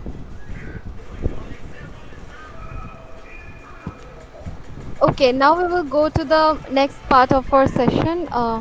Is Shopon sir there? Okay. Um, Now we have reached the last part of our today's session, and I would I would like to invite our very own Shopon Kumar Majhi sir, who is not only the head of the Department of Mathematics in Panchmura Mahavidyalaya, he's also a very favorite person, and he is the senior most faculty of Panchmura Mahavidyalaya. Over to you, sir, for your welcome, for your thanks, vote of thanks. Thank you, sir. Thank you, DDT. Sir, can you just put the camera a little bit higher? একটু উপরে, হ্যাঁ. Perfect, perfect. Thank you, DDT. And namaskar to everybody and good afternoon. I welcome you all to this session linked with this international webinar on post-lockdown political and economic situation in the context of COVID-19, and analytical discussion organized by the Department of Political Science of Panchmura Mahavidyalaya, Bankura. The activities of the first days has come to the concluding stage. I deem it a great favor for me that the organizing committee has given me the opportunity to deliver the vote of thanks to all concerned. It is needless to mention that how the people of different countries are passing days in panic atmosphere after the outbreak of the killer virus COVID-19, a pandemic plague. The progress in every sphere of life, including education, has got remarkable impediment. However, like other countries, the central and state administration of India have come forward jointly with their responsible component and trying hard for the deliverance from such dreadful danger and taking measure to minimize the damages. Amid this constrained situation, one such innovative and effective measure taken by the persons of the educational field is to continue imparting lessons to the students through online and organizing webinars. The last one is a very good substitute of the seminars and accomplishing the timely intellectual job without sustaining any loss. Today, you have listened to 3 discourses relevant to the present situation from 3 distinguished speakers who are Dr. Ajay Gudabharti, Associate Professor, Center for Political Studies, JNU, New Delhi; Dr. Abdul Alim, Professor, Department of Law, Rajshahi University, Bangladesh; and Professor Subhajit Noskar, Associate Professor, Department of International Relations, Jadavpur University. I on behalf of the members of the organizing committee, the members of the staff council of Panchmura Mahavidyalaya, extend our heartfelt congratulations, gratitudes, and a lot of thanks for giving us consents to be the resource persons of the international webinar amid their busy schedule and for delivering their valuable speeches. Next, I would like to extend our warm greetings and thanks to the participants of this international webinar from here and abroad, and hope that they have enjoyed the speeches and are enriched and are thereby enriched. Finally, I must mention the names of our principal, Dr. Oral Vishwas, who is always an energetic patronizer for such activities. I extend my thanks to him. My thanks to the convener of the webinar and HOD of the Pol Science Department, MS Sugandha Rai, and to MS Didheti Datta, the organizing secretary, also monitoring the proceedings of the with technical expertise. I also extend my thanks to the IQAC of the Mahavidyalaya for its constant encouragement, the members of the staff council of Panchmura Mahavidyalaya, by whose active cooperation and patronage this webinar has come to life. Thank you all. And before concluding, I request you all to join the program tomorrow at the scheduled time. Thank you again. Jai Hind. Thank you.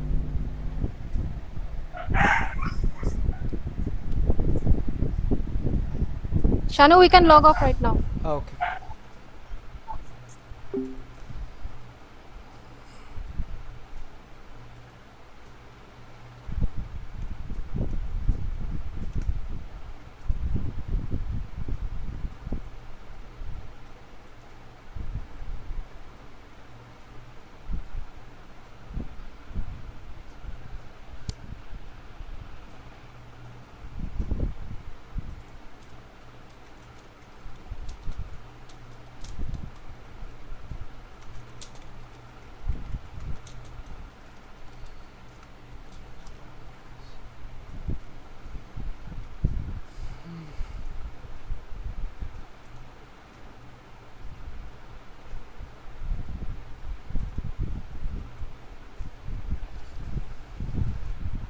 Easy for ants, upper pel.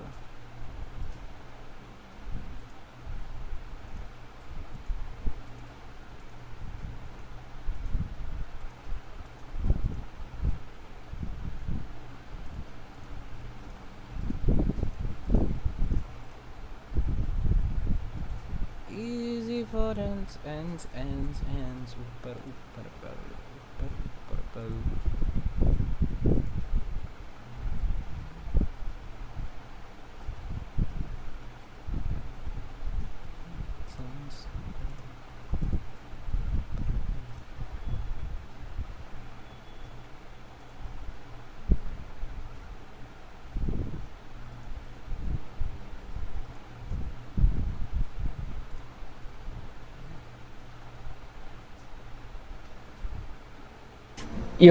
For ages to book.